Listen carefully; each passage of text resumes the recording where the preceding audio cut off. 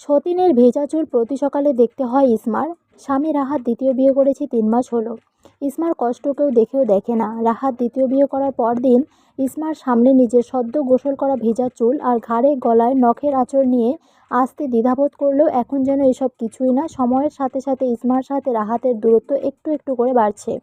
রাহাত খবর নেয় না তার প্রথম স্ত্রী ইসমার, যাকে রেখে সে দ্বিতীয় বিয়ে করতে চায়নি। সে এখন কিভাবে রাত পার করে, কিভাবে এখানে পড়ে আছে। এই অভাগী মেয়েটার নাম ইসমা খাতুন। রাহাত হলো তার প্রাণপ্রিয় স্বামী। 7 বছর দাম্পত্য জীবনে বাচ্চা না হওয়ার দোষে সতীনকে দিতে হলো তার বাস করা ঘরটি এবং তার স্বামী। রাহাত জানে ইসমা মরণ যন্ত্রণা নিয়ে দাঁত কামড়ে আছে তার বাড়িতে। এরপরও রাহাত কিছুই বলতে পারে না ইসমাকে। ইসমার কাছে সে অপরাধী, বড় অপরাধী। ইসমাকে রাহাত ছাড়তে পারবে না। দ্বিতীয় স্ত্রীর ঘরে সন্তান আসলেও ইসমাকে রাহাত ছাড়বে না। ইসমার সাথে এই 7 বছর সুখের সাথে কাটিয়েছে, চাইলেও সেই সময়গুলো ভুলতে পারবে না। রাহাত প্রথমে ইসমাকে কষ্ট দিয়ে বিয়ে করতে চায়নি। মা বোন সকলে চাপ দিতে লাগলো বংশের ওয়াসিস আনতে, আর একটা বিয়ে করতে। তাদের মতে ইসমা হলো বন্ধা নারীর ঘরে বাচ্চা আসবে কি করে। প্রতিনিয়ত শাশুড়ি, ননদ, ননাস বিশদের কথা শুনতে রাহাতকে সকাল বিকেল উঠতে বসতে বলতে বিয়ের করার কথা। রাহাত প্রথমে রাজি না হয়। তারা ক্ষুব্ধ হলো নরম অসহায় ইসমার উপর। বাধ্য করলো স্বামীকে রাজি করাতে। ইসমা গলায় ছুরি চালিয়ে হাজার যাতনা গিলে রাহাতকে রাজি করায় এবং অনুমতি দেয়। রাহাত কথা দিয়েছিল ইসমার জায়গা থাকবে। দ্বিতীয় বউয়ের ঘরে বাচ্চা হলে ইসমাকে বড় মা ডাকবে। ইসমা মানসিক যন্ত্রণা গিলছে বিয়ের 3 বছর পর থেকে। শাশুড়ি বাচ্চা বাচ্চা করে কটু কথা শোনার সমান তালে, কিন্তু দিন শেষে রাতের বেলায় রাহাতের বুকে মাথা রাখলে কষ্ট অনেকটা লাঘব হয়ে যেত। রাহাত বলতো একদিন বাচ্চা হবে, এত হতাশা হওয়ার কিছুই নেই। এভাবে 7টি বছর কেটে যায়, অথচ ইসমার কোলাহল করে কোনো সন্তান আসলো না। রাহাতের পরিবার সুযোগ পেয়ে গেল ইসমাকে বাধ্য করে স্বামীর দ্বিতীয় বিয়ের অনুমতি দিতে এবং রাজি করাতে। রাহাতের দ্বিতীয় বউ হয়ে আসে রাহাতের খালাতো বোন সুমি। ভঙ্গুর ইসমা আরও ভেঙে যায় যেদিন সুমির সাথে রাহাতের বিয়ে ঠিক হয়। ভেতর দিক দিয়ে ইসমা যেদিন মরে যায় সেদিন রাহাত বিয়ে করে সুমিকে তাদের ঘরে তুলে, যে ঘরে ইসমা আর রাহাতের বাসর হয়েছিল। রাহাতের সাথে শেষ ঘুমিয়েছে সুমিকে বিয়ে করার আগের দিন। ইসমা সারা রাত ঘুমায়নি। রাহাতও সেদিন অর্ধরাত জেগেছিল ইসমার সাথে। ইসমাকে সান্ত্বনা দিয়েছে। রাহাতের চোখে জল, খানিক হতাশা। বিয়েটা তো সে করতে চায়নি। ইসমার ধ্যান ভাঙে শাশুড়ির কটাক্ষ শুনে। কাজ না করে এভাবে মূর্তির মতো দাঁড়িয়ে থাকার। বলে দিল কতগুলো বিষ মাখা কথা। রাহাতের একটা টিন সেট বিল্ডিং, ইসমা থাকে একটা আলাদা রুমে। রোদের নরম রশ্মিতে সুমি মোড়া পেতে বসে চুল শুকাতে দিয়ে মনের সুখে গান গাইছে। তার মন চাইলেও কাজ করে না, চাইলেও করে। কাজ করার জন্য তো ইসমা আছেই। এমনিতেও খালার বাড়ি। সুমির মা শিখিয়ে দিয়েছে ইসমা থেকে কিভাবে রাহাতকে দূরে রাখতে হবে। রাহাত ইসমার কাছে যেতে চাইলে সুমি আটকে দেয়। রাহাত শুধু দিনের বেলায় ইসমার সাথে একটু কথা বলতে পারে। রাহাতের বাজারে চালার ব্যবসা, বড় গোডাউন আছে নিজের। রাহাতের আর কোনো ভাই নেই, তাই 1 ভাই 2 বোন। রাতে গোডাউন থেকে বাড়িতে ফিরলে রাহাতের কানে সুসংবাদ আসে যে সে বাবা হবে। সুমি গর্ভধারণ করেছে। রাহাতের মা জরিনার খুশি ধরে না। এত বছর পর বাড়িতে নতুন সদস্য আসবে, তাদের বংশ বিস্তার হবে। রাহাতের চেয়ে মুখে অজস্র খুশির ঝলক দেখতে পেল দূরে দাঁড়িয়ে থাকা ইসমা। আজ যদি সুমির জায়গায় ইসমা থাকতো তবে রাহাত এভাবেই খুশি হতো। রাহাত ঘরে চলে গেল। সুমির মুখে লাজুক হাসি, মনে অল্পনা জল্পনা। সন্তানকে হাতিয়ার বানিয়ে ইসমাকে বের করে দিবে অনায়াসে। কত ঢং করে কথা বলতে লাগলো রাহাতের সাথে। রাহাতের খুশি ধরছেই না। হঠাৎ মনে হলো ইসমার কথা। ইসমাকে জানাতে হবে খুশির সংবাদ। উঠে দাঁড়াতে নিলে সুমি হাত টেনে ধরল। যেতে দেবে না সতীনের কাছে। এখন থেকে ওই বন্ধার কাছ থেকে দূরে থাকতে হবে, তা না হলে তাদের অনাগত সন্তানের উপর খারাপ প্রভাব পড়বে। রাহাত সুমিকে বুঝিয়ে শুনিয়ে ইসমার ঘরে চলে গেল। ইসমা নিরলস ভঙ্গিতে জানলায় দাঁড়িয়ে আছে। অবহেলায় চুলগুলো উঠছে। চোখে নেই কোনো স্বপ্ন, নেই কোনো আশা। বিধ্বস্ত অবহেলিত ভঙ্গুর মানুষের আবার স্বপ্ন কিসের? যাকে নিয়ে স্বপ্ন বুনেছিল সে এখন আরেকজনকে নিয়ে স্বপ্ন বোনে। ইসমা তো এখন শুধু তৃতীয় পক্ষ। রাহাত হাসি মুখে ইসমার সামনে পেশ করলো তার বাবা হওয়ার সুসংবাদ এবং সুখময় অনুভূতি। যার কাছে অনুভূতি পেশ করলো তারই কোনো অনুভূতি নেই। ইসমা নীরব চোখে দেখে গেল তার স্বামীর আনন্দ, যা রাহাত এতদিন খুঁজে এসেছে আর পেয়েছে সুমির কাছে। ইসমা বলল, আপনি বাবা হচ্ছেন, আমিও খুশি। সুন্দর হোক আপনাদের জীবন, দীর্ঘ হায়াত নিয়ে জন্ম হোক আপনাদের সন্তান। এতদিন পর আপনাদের সবার মনের আশা পূরণ হচ্ছে। মিথ্যে হাসি চুলিয়ে কথাগুলো বলল ইসমা। রাহাত ধরতেই পারল না ইসমার হৃদয়ে লুকানো যাতনা। রাহাত খুশিতে গদগদ হয়ে বলল, আমার তর্স হয়েছে না ইসমা। কবে ছোটবাবুটা আসবে, কবে হাঁটবে, কবে বাবা বলবে? আপনার সন্তান আমাকে কি ডাকবে বড় মা? আগেই তো বলেছি তোমার বড় মা ডাকবে। সুমি যদি নাও চায় ওর বাচ্চা আমাকে মা ডাকুক। তখন রাহাত ভাবনায় পড়ে গেল। আসলেই তো সুমি এখানেই। অনুগত সন্তানের কাছ থেকে দূরে থাকতে হুঁশিয়ারি দিয়েছে। ভূমিষ্ঠ হওয়ার পর কি করবে? রাহাত গম্ভীর মুখে বলল, পরেরটা পরে দেখা যাবে। তুমি সুমির দিকে খেয়াল রাখবে, কি লাগে কি না লাগে দেখবে। ইসমার কথা একদম শুদ্ধ, ছোট্ট কাল শহরে কেটেছে, সে সুবাদে কথা একদম শুদ্ধ সারিতে পরিপক্ক। রাহাত সবসময় ইসমার সাথে ইসমার মতোই শুদ্ধ ভাষায় কথা বলে। গ্রামের অনেকে ইসমার কথায় মুগ্ধ। মেয়েটার চলাফেরা যেমন, কথাও এমন। কণ্ঠ খাদে নামিয়ে স্পষ্ট ভাষায় কথা বললে শুনতেই ইচ্ছা করে। রাহাত চলে গেল। রাহাতের মনে এখনও ক্ষীণ পরিমাণ ইসমার নাম রয়ে আছে। তবে সামনে কি তা থাকবে নাকি আবছা এক চিহ্ন পর্যন্ত সুমি কুচিয়ে কুচিয়ে উঠিয়ে ফেলবে। ইসমার ফর্সা গায়ে গাত্রে মলিন কাপড় জড়িয়ে আছে। আজকাল শরীরের যত্ন নিতে ইচ্ছে করে না। চোখের নিচে কালো দাগের অধিপত্য দেখা দিচ্ছে। ইসমার চোখ দিয়ে অনবরত বৃষ্টির ফোঁটার ন্যায় অশ্রু কণা পড়তে লাগলো। এই বোবা কান্না এক আল্লাহ ছাড়া কেউ দেখে না। ইসমা বড় আকাশের দিকে তাকিয়ে মুচকি হেসে দিল। তারিকা রাজির মেলা বসেছে আকাশ জুড়ে। এই আকাশের নিচে কালো অন্ধকার রাত্রিতে কত সুখী দুঃখী মানুষের বাস। কেউ সুখে জড়ানো, কেউ দুঃখে জড়ানো। ইসমার জানতে ইচ্ছে করে তার মতো যারা সন্ধ্যা বন্ধা, তাদের সবাইকে ইসমার মতো হ্যায় প্রতিপন্ন হতে হয়, স্বামীর ভাগ ছেড়ে দিতে হয়, কথায় কথায় বন্ধা শুনতে হয়, নাকি কেউ বাচ্চা দানে অক্ষম হলেও সাপোর্ট পেয়ে যায় স্বামী শ্বশুরবাড়ি থেকে। ইসমা জানে না তার মতো নারীরা কেমন করে জীবন কাটায়। তবে সাক্ষাৎ করতে মন চায় তার কতর সামিল হওয়া ভুক্তভোগীদের। ইসমার বাবা আছে, তবে থেকেও নেই মা তাহিয়া খাতুন। তারাও অসহায়, স্বামী ছাড়া ভাইদের বাড়িতে থেকে মেয়েকে বিয়ে দিয়েছে। মেয়ের কপালেও সুখ নেই, মায়ের কপালেও নেই। সেই রাতগুলো কোথায় গেল যেই রাতে রাহাতের উষ্ণতায় মোড়ানো থেকে ভোর হতো রাহাতের সাথে? রাহাত কি একবারও ভাবে না ইসমা কি করে সইছে সতীনের দখলদারিত্ব? নীলগিরি হেলিপ্যাড জায়গায় একটা কালো হেলিকপ্টার ডানা ঝাপটায় নেমে এলো। ভিতর থেকে একজন মেজর ধাম করে দুই পা শক্ত জমিনে রেখে শিরদাঁড়া উঁচু করে দাঁড়ালো। গায়ে তার ফিটফিটে ইউনিফর্ম পরা, ক্যাপটা মাথায় দিয়ে দুই হাত মাথার উপরে তুলে টান টান করলো হাতের আঙ্গুলি। পেটানো শরীর ডান পাশে বাম পাশে হেলিয়ে দুলিয়ে সোজা হয়ে দাঁড়ালো। ইউনিফর্মের গায়ে লেখা মেজর উসামা খন্দকার। ক্যাপ্টেন, চেহারার এই অবস্থা কেন? স্যার, বান্দরবানে অনেক রোদ। তোমার মনের আকাশে রোদ আছে তো ক্যাপ্টেন, নাকি শুধু বেঁচে যাচ্ছ? না মেজর, রোদ বৃষ্টি মিলিয়েই আছে। বাড়ির কি অবস্থা স্যার? বাড়ির আর কি অবস্থা, মনে হয় মুরগির ফার্ম। সারাদিন করকরানি শোনা যায়। উসমা খন্দকারের ফোনে তার মা মালিহা খানম কল করেছে। বলো মা, তুমি কোথায় বাবা? বান্দরবান এসেছি, 3 দিন আছি এখানে। অবনী তার বড় গুন্ডা ভাইকে নিয়ে এসেছে, ওর কাবিনের টাকা চাইছে। বাড়ি ছিলাম তখন আসেনি, এখন আমি নেই ফাঁকা গুহা সিংহের কাছ থেকে কানাকড়ি চাইছে ভিক্ষুকের দলেরা। ওদের কি ভিক্ষার থালা ধরিয়ে দাও, অবনীর কাছে ফোন দাও। এই তোর কাবিনের টাকা লাগবে? ওই পাশ থেকে অবনী নিশ্চুপ। তোকে আমি স্পর্শ করতে চেয়েছিলাম, তুই নিজেই ধরা দিলি আমার কাছে। তোকে ধরে ছুঁয়ে নিজেই উপরেই ঘৃণা হচ্ছে। জমজমের পানি দিয়ে আজকেই গোসল করব। পেপারসে সাইন করে বিদায় হ আমার বাড়ি থেকে। তুই চিনিস না আমাকে। তোর কপালে ভালো আমি সামনে নেই। তোর মতো মেয়ে উসমা খন্দকারের কাছ থেকে টাকা নেবে? আমি এখন নীলগিরির হেলিপ্যাডে আছি, উঁচু পাহাড়ের উপর থেকে নিচের খাদে তোর জিভ কেটে ফেলে দেব। পাহাড়ি ব্যাঙ আর কেঁচো মজা করে খাবে। তোর টাকলা প্রেমিকার টাকার অভাব, তাই আমার কাছে টাকা চাইতে এসেছিস? বিন্দু পরিমাণ লজ্জা তোর নেই? আমার এত সময় নেই এক্সের সাথে কথা বলার। ভবিষ্যতে আমার সামনে পড়বি না বলে দিলাম। এই ফকিন্নি, তোর নাম অবনী না রেখে ফকিন্নি কেন রাখলো না তোর বাবা? আজকেই নিজের নামে আকিকা দিবি, অবনী পাল্টে তোর নাম দিবি ফকিন্নি। আকিকার টাকা না থাকলে তুই আর তোর গোপাল ভাঁড় প্রেমিক মিলে শুক্রবার মসজিদের সামনে গিয়ে থালা নিয়ে ভিক্ষায় বসে পড়বি, সাথে তোর বড় ভাইকেও নিবি। সুস্থ মানুষের ভিক্ষার ব্যবসা রমারম হয় না, তাই তোকে সাহায্য করে দিবে যা। আমার সামনে একটা হেলিকপ্টার আছে, এই হেলিকপ্টারের ডানায় তোদের 3 জনকে বেঁধে মাঝ আকাশ থেকে পাতালে ফেলে দিব। মরে গেলে তো জান চলে যাবে, আর যদি বেঁচে যাস তবে হাত পা গলায় ঝুলিয়ে ভিক্ষা প্রশিক্ষণে নেমে যাবি। পয়সা চাইতে হবে না, মানুষজন এমনিতেই তোদেরকে খুচরা পয়সা ছিটিয়ে ছিটিয়ে দান করে যাবে। আমার মা মালিহা খনমের মায়া আছে বহুত, বলে দিবি তার ছেলের এক্সকে প্রতি মাসের জাকাত ফিতরার টাকা দিয়ে দিতে। আর শোন ফকিন্নি জাত, 3টা হুইল চেয়ার কিনে নিবি। হুইল চেয়ার টানার জন্য মানুষ ভাড়া করে নিবি। দেখ দেখ ফকিন্নি, আমার কত কত মায়া, তোদেরকে কত কিছু শিখিয়ে দিলাম। ফকিন্নি, আমি হয়তো ফকির হয়ে যাব তোকে 2 বার ছুঁয়ে ওয়াশের কারণে। এই নিয়ে 5 বার জমজমে পানি ছিটিয়েছি আমার শরীরে। এত টাকা কি তোর বাপে দিয়ে যাবে? মেজর উসামা কল কেটে এক দালা থুতু নিক্ষেপ করলো মাটিতে। পশমের গোড়ায় গোড়ায় রাগ অবস্থান করছে। কি হয়েছে স্যার? তেমন কিছু না। আরও কিছু সেনা সদস্য এগিয়ে আসলো উসামা খন্দকারের কাছে। প্রত্যেকের সাথে দন্ত বিনিময় করে এগিয়ে যেতে লাগলো পাহাড়ের চূড়ায় সেনাঘাঁটিতে। ক্যাপ্টেন, এস স্যার, প্রত্যেকের নামের লিস্ট চাই। ওকে স্যার, পেয়ে যাবেন। গুড। উসামা খন্দকার একটা একটা কদম রাখে, নিজের মনে বিড়বিড় করে বলে, জীবনে কোনো মেয়ে নিয়ে বাজে চিন্তা করলাম না, প্রেম ভালোবাসা করলাম না, সেই আমার কপালে এমন লুচু খাটাস মেয়ে জুটলো কী করে? মেয়ে লোকের কত সমাহার, কেউ সংসার গড়তে চায়, কেউ ভাঙতে চায়। এই নোংরা অবনীর জন্য একটু মায়া লাগছে না কেন? রাবিশ একটা।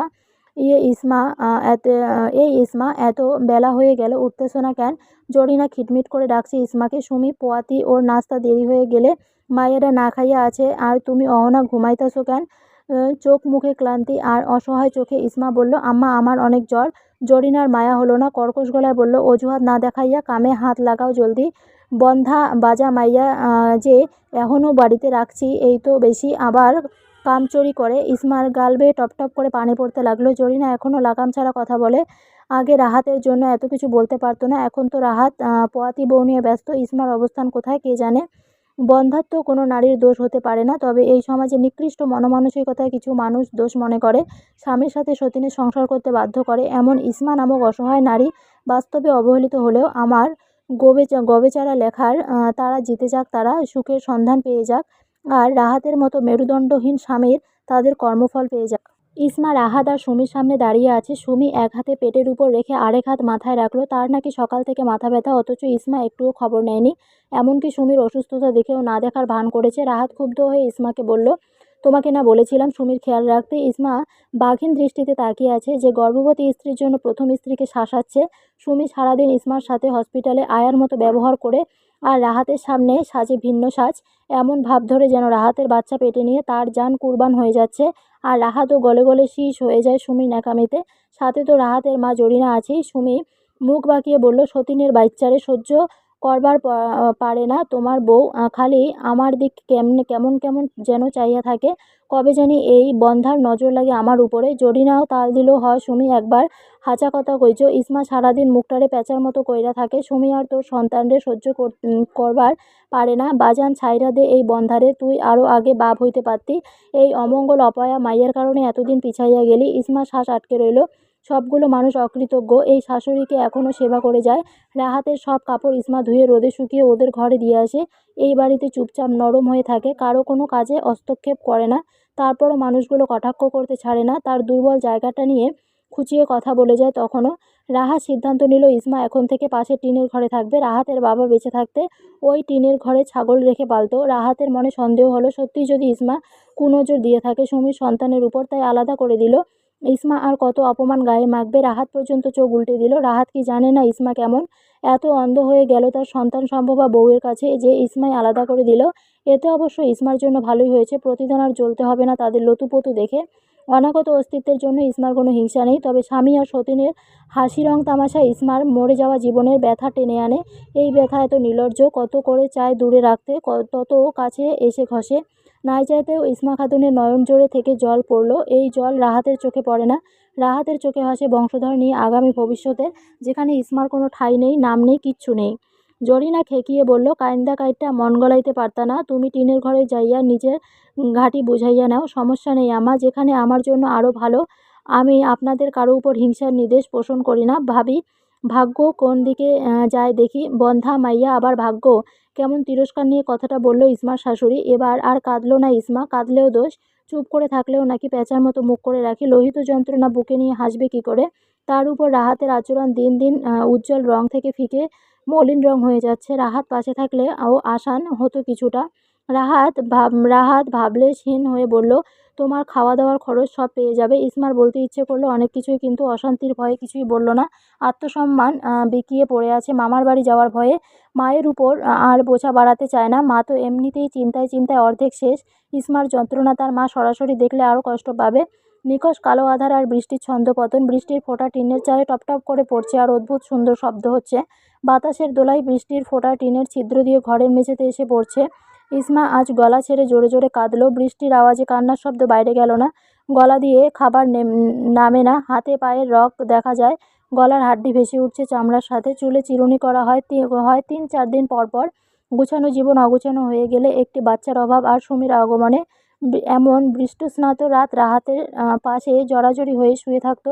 আর আজ ভেজা শরীরে ওয়াশরুম থেকে বের হয়ে আসলো উসামা খন্দকার। গায়ে শুধু একটা লাল সবুজের দাগওয়ালা গামছা, যা কোমরে পেঁচিয়ে রেখেছে। কৃষ্ণবর্ণ গায়ে বিন্দু বিন্দু পানির ফোঁটা মিশে আছে। ফোনে কল এসেছে। আর একটা শুকনা গামছা দিয়ে মাথা মুছতে মুছতে কানে ফোন চেপে ধরল। কিটকিটিয়ে সাদা সাদা দাঁত বেড়ে ব্যঙ্গাত্মক হেসে রুমে জুড়ে পায়চারি করতে করতে বলল, আজ 2টা নতুন গামছা এনেছি, একটা মাজায় পেঁচিয়ে রেখেছি। আমার কালো চামড়ায় মানিয়েছে না। জিয়াফত আলী, জিয়াফত না, আমার নাম লিয়াকত আলী। সে যাই হোক, তোমার মরণের জিয়াফত আমি ভালো করে উপভোগ করব, তাই জিয়াফত বলি। আগে বলো গামছাটা কেমন মানিয়েছে? একেবারে কমলাদের মতো খেতে, খামড়ে যারা কাজ করে তাদের মতো। আরও একবার খিটখিট করে হেসে উষ্মা খন্দকার বলল, আমার রুমে সিসি ক্যামেরা লাগিয়ে উপকার করেছো। তুমি ছাড়া আরও যারা যারা শত্রু আছে তাদেরকে তোমার টাকায় ধরতে পারবো। যাক, সিসি ক্যামেরার টাকা আর আমার লাগলো না। এত কিছু বুঝে যাও কি করে? আরে জিয়াফত আলী, আমি উসামা খন্দকার, তোমার এক ধাপ আগে চলি। তোমার সিসি ক্যামেরা আমি লাগিয়েছি ঠিক জায়গায়, যেন প্রতিবার আমার গামছা পরা উদাম কালো পাঁঠার মতো শরীরটা দেখতে পারো। তোমার শরীর দেখতে এসব করিনি। যাকে পাঠিয়েছি তাকে ধরলে কি করে? তুমি যেমন, তোমার চলাফেরাও তেমন। আগে মার্কা একটা ধরলাম আর তোমার নাম সুরসুর করে বলে দিলে। তা মন্ত্রীমশাই, যন্ত্রণা লয়ে কি কাজের অভাব পড়েছে নাকি? মন্ত্রীগিরি ছেড়ে ছ্যাঁচড়ামি শুরু করেছো কেন? লিয়াকত আলী বিড়বিড় করে বলল, শালার পুত চিজ একটা বড় মাপের মাথা নিয়ে ঘোরে। মন্ত্রীমশাইকে বললেন, বউ তো গেল। আরে গেছে ভালো হয়েছে, আমার ঘরটা লোক দিয়ে পরিষ্কার করিয়েছে। অবশ্য মনে পড়ে না ওর কথা। এই যেমন তুমি মনে করে দিলে। ওই মিয়া ফোন কাটেন, আপনার মতো এত সময় নিয়ে ঘুরি না, কাজ কাজ আছে আমার। ঠাস করে ফোন কেটে দিল। ওপাশ থেকে লিয়াকত আলী গভীর দীর্ঘশ্বাস ফেলে একটা ছবি বের করে চোখের সামনে ধরল। হু হু করে কেঁদে ফেলল। এই মধ্যবয়স্ক লোকের কান্না বাইরের কেউ দেখে না। এই ছবিতে যেই ছেলেটা আছে তাকে ঘিরে লিয়াকত আলীর জীবন। অথচ ছেলেটা অল্প বয়সে বড় আঘাত পেয়ে সরে গেল সবার কাছ থেকে। স্যার আসবো? আসো ক্যাপ্টেন। স্যার, বান্দারবানে আবার কবে যাবেন? এখন না ক্যাপ্টেন, সময় আছে। পার্বত্য জেলায় থাকতে হবে কিছুদিন। এখন গেলে ওর সাবধান হয়ে যাবে। হুট করে একদিন যাব ইনশাল্লাহ। Okay sir. ক্যাপ্টেন, জি স্যার বলুন। নীলগিরি হেলিপ্যাডে অবনীর সাথে রাগারাগি করে কথা বলেছিলেন, মনে আছে তোমার? কিছু কিছু মনে আছে। আপনি খুব রেগেছিলেন। ফকিন্নি আর জমজমের পানি কি জানি বলেছিলেন। হেলিকপ্টারের পাইলট কথাগুলো শুনে বাজেভাবে ছড়িয়েছে। মেজরের ভাষা নাকি খারাপ। একজন মেজরের মুখের ভাষা হিসেবে নাকি জঘন্য। আচ্ছা ক্যাপ্টেন, এই সুশীল সমাজ আমার ভাষাটাই দেখলো? অবনী আমার সাথে, আমার পরিবারের সাথে যা করেছে, ওকে বড় ধরনের শাস্তি দেওয়ার দরকার ছিল। আমি শুধু কয়েকটা কড়া কড়া কথা বলেছি, কিন্তু ওর গায়ে একটা থাপ্পড়ও দেয়নি। আমি যখন সেনাঘটিত ছিলাম, ওর প্রেমিকের সাথে বেড শেয়ার করেছে। স্বামীর অনুপস্থিতিতে নিজেকে হেফাজতে রাখা একজন আদর্শ নারীর কর্তব্য। আমি নীরবে ডিভোর্স দিয়ে এসেছি, জানো ক্যাপ্টেন? ও এই ঘটনা ঘটিয়ে চলে যাওয়ার পর চাওয়ালা পর্যন্ত সুযোগ পেয়েছে। ঠাট্টা করে বলছে, মেজর কি বউরে খুশি করতে পারে না? এইসব কথা শুনতে কেমন লাগতো বলো? মানুষজন বাড়িতে এসে বলতো, মেজর হয়ে বউকে আটকে রাখতে পারলো না। আমার মা 1 সপ্তাহ ভর কেঁদেছে। আমি ভাবতে বাধ্য হই মানুষের মন মানসিকতা কেমন হয়। এত কিছুর পরেও অবনী নির্লজ্জের মতো কাবিনের টাকা আদায় করতে আসে। ওকে কি করার দরকার ছিল বলো তো? ও যে অন্যের করেছে, ওকে মাটিতে অর্ধেক পুঁতে পাথর নিক্ষেপ করার শাস্তি ডিজার্ভ করেছে। সেই সাথে আমার পুরুষত্ব আঘাত হেনেছে বাইরের লোকেদের কাছে। ও তো আগেই জানতো আমার পেশায় এমন। মাস কি মাস দূরে থাকতে হয়, তখন কেন বিয়েতে রাজি হয়েছে? আমার সাথে এত অন্যায় হলো। আমি ফকিন্নি বললাম যেন আমার বাড়ি থেকে চলে যায়, তাই ভয় দেখালাম। এতেই মেজরের মুখের ভাষা বিশ্রী হয়ে গেল। আমরা বনে বাদরে ঘুরে বেড়াই, যখন তখন দায়িত্ব ঝাঁপিয়ে পড়ি, নিজের জীবনে ঝুঁকি নিয়ে প্রতিটা মিশন কমপ্লিট করি। তাই বলে কি আমাদের হার্ট নেই? আমাদের কষ্ট স্পর্শ করে না? আমাদের মান সম্মান নেই? ক্যাপ্টেন, ওর কারণে সমাজ আমাকে লজ্জিত হয়েছে, অথচ আমি একদম নির্দোষ। তখন সুশীল সমাজ কোথায় ছিল? যেই আমি রেগে গিয়ে কয়েকটা কথা বললাম, এতটা আমার মুখ খারাপ হয়ে গেল। কথাগুলো বলে উষমা খন্দকার বিরক্তির শ্বাস ফেলল। ক্যাপ্টেন বলল, এসব কানে নিবেন না স্যার। কানে নেই না ক্যাপ্টেন, এইসব ভাবার সময় নেই। আজ জিয়াফত আলী পর্যন্ত খোঁচা দিয়ে কথা বলছে। স্যার, আপনি এখনও লিয়াকত আলীকে জিয়াফত আলী বলেন? হুম। রাহাতের ছেলে হয়েছে ফুটফুটে এক বাচ্চা। বাড়ি জুড়ে আনন্দের মেলা। রাহাতের 2 বোনও এসেছে। একমাত্র ভাইয়ের ছেলে হয়েছে বংশধর। এসেছে, তাদের মুখের উজ্জ্বলতা বাড়ছে, বই কমছে না। ইসমা বাচ্চাটাকে কোলে নিতে চাইলে জরিনা মুখের উপর না করে দিল। অপয়া মেয়ের ছোঁয়া লাগতে দিবে না নাতির উপর। রাহাতের 2 বোনও কড়া ভাষায় বলে দিয়েছে ইসমা যেন বাচ্চার আশেপাশে না থাকে। ইসমা হাত বাড়িয়েছিল কোলে নেওয়ার জন্য, সেই হাত আপন গতিতে গুটিয়ে নিল। বুকটা ধকধক করছে ইসমার। কেউ কাউকে কি করে মুখের উপর এভাবে না করতে পারে? একটা নিষ্পাপ শিশু কোলে নিতে ইসমার বড্ড লোভ জেগেছিল, একটু কোলে নেওয়ার জন্য, কপালে একটা চুমু দেওয়ার জন্য, একটু বুকের সাথে মিশিয়ে রাখতে খুব স্বাদ জেগেছিল। আজ আর চোখে জল নেমে আসেনি, তবে ভিতরে ভিতরে নিঃশেষ হয়ে গেল। ইসমার সামনে থেকে তার স্বামীর সন্তানকে নিয়ে যাওয়া হলো। রাহাত 2 হাত ভর্তি মিষ্টি নিয়ে হাস্যোজ্জ্বল মুখে বাড়ি প্রবেশ করে ইসমাকে বসে থাকতে দেখে অবাক হলো। টিনের ঘরে বসত করার পর থেকে ইসমা এই ঘরে আর আসে না। রাহাতের কাপড় ধুয়ে রাশিতে ঝুলিয়ে দেয়। সেখান থেকে জরিনা বা সুমি নিয়ে যায়। রাহাতকে দেখে ইসমা সামনে গিয়ে বলল,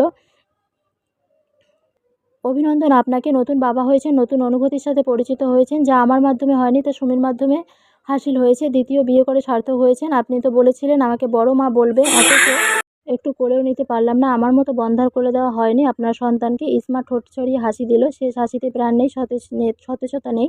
রাহাত কেমন করে যেন তাকিয়ে রইল ইসমার দিকে। এই ইসমা তো আগের ইসমার মতো না। আগের ইসমা রাহাতের কাছে অনেক গুরুত্বপূর্ণ ছিল, অনেক। ইসমার হাসি, ইসমার কথা, ইসমার লাজুকতা রাহাত মুগ্ধ হয়ে দেখত।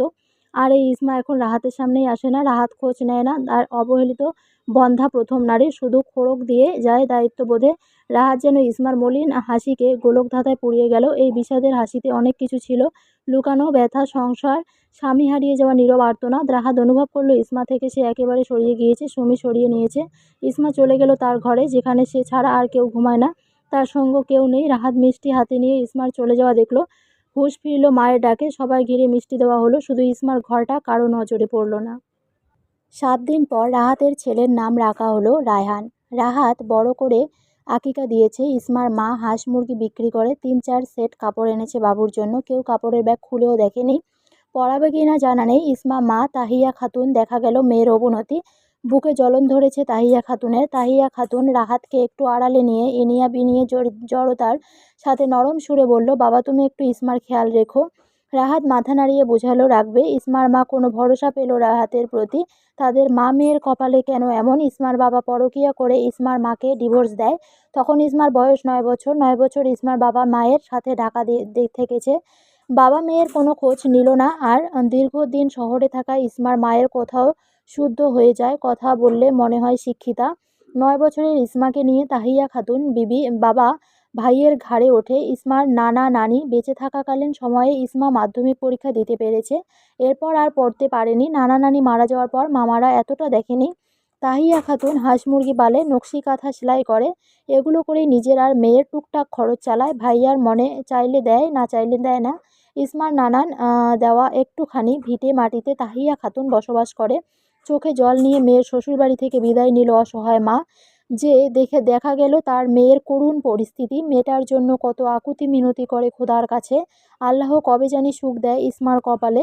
ইসমা দুর্বল হাতে প্লেট বাটি ধরে ধুয়ে যাচ্ছে। জরিনা এসে ধমক দিয়ে বলল, হাত চালিয়ে কাজ করতে। ইসমা বলল, আম্মা করছি। সারা জীবন অন্য মানুষরে আম্মা কইয়া যাইতে পারবে, কিন্তু নিজে আম্মা শুনতে পারতা না। ইসমার হাত থেমে গেল। আর কত ক্ষত তৈরি হবে এই মনে।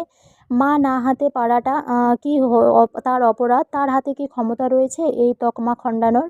বোলের উপর পানিতে ইসমার গরম জল চোখ থেকে নির্গত হয়ে পড়তে লাগলো। বুকে কাঁপুনি উঠে গেছে।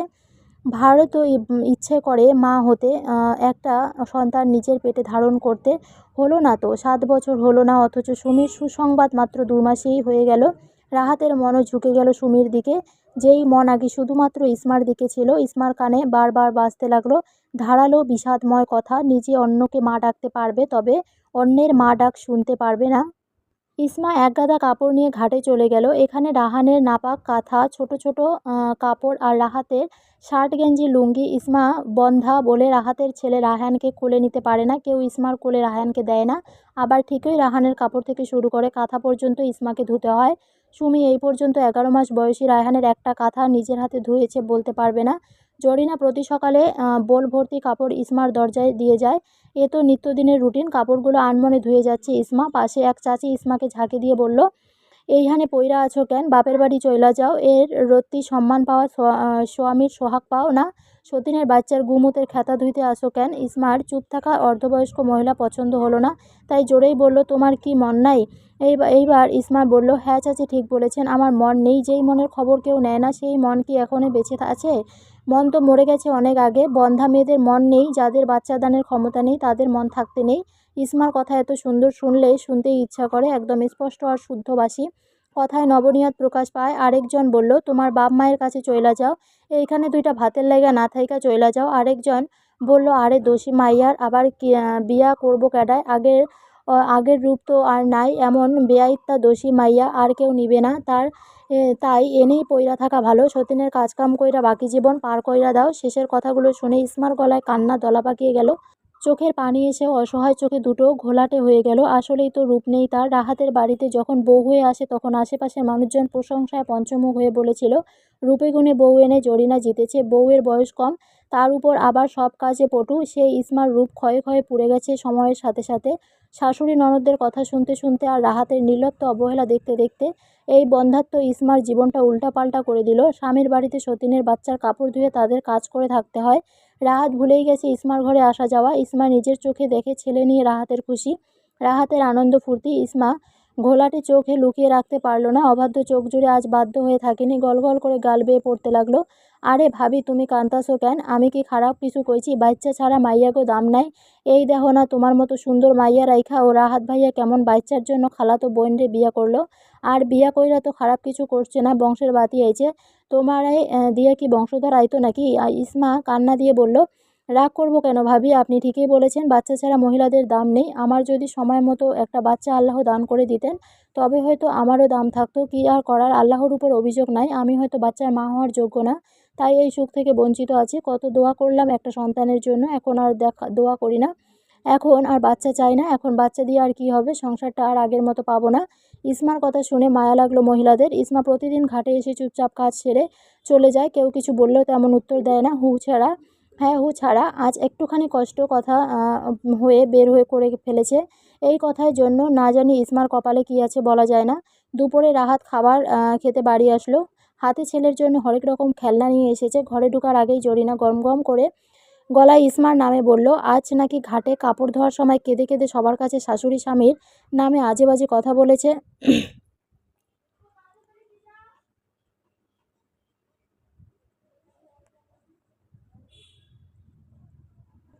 রাহানের কাপড় নাকি জোর করে ধুতে হয় ইসমাকে। সুমির নামেও খারাপ কথা বলেছে। জরিনা সকালে ঘাটের দিক দিয়ে কোথাও যাওয়ার সময় ইসমাকে ঘিরে মহিলাদের প্রশ্ন আর ইসমার কান্না দেখে নিজের মনে বানিয়ে বানিয়ে মিথ্যা রচনা করে ছেলের কানে ঢুকিয়েছে। রাহাতের মাথা গরম করার জন্য যা যা বলা দরকার রাহাতকে পাগলা ঘোড়া বানিয়ে দিল। রাহাত ঘরে গিয়ে খেলনা রেখে প্রচণ্ড ক্ষুব্ধ হয়ে ইসমার ঘরে এলো। ইসমা যখন নামাজ পড়া মাত্র বসে কয়েক লোকমা ভাত খাওয়ার জন্য, রাহাত আধখোলা দরজা ঠাস করে খুলে আচমকা খাড়া লাথি বসিয়ে দিল ইসমার ক্ষুধার্ত পেটে।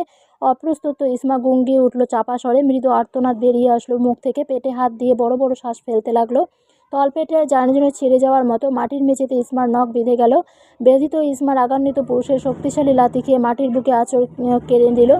নিজে ভয়ানক ব্যথা পেয়ে মাটিকেও ব্যথা দিয়ে দিল। মাটির তো প্রাণ নেই, সুতরাং মাটির ব্যথা নেই, ইসমার প্রাণ আছে। ইসমা ব্যথা পেয়েছে। রাহাত ধূপধাপ কিল বসিয়ে দিল ইসমার পিঠে। মেরুদণ্ড মনে হয় ভেঙে যাওয়ার মতো ব্যথা পেল ইসমা খাতুন। রাহাত ইসমার সামনে দাঁড়িয়ে চিৎকার করে বলল, আমার ছেলের কাপড় ধুয়ে আবার মানুষের কাছে বিচার দেশ কোন সাহসে?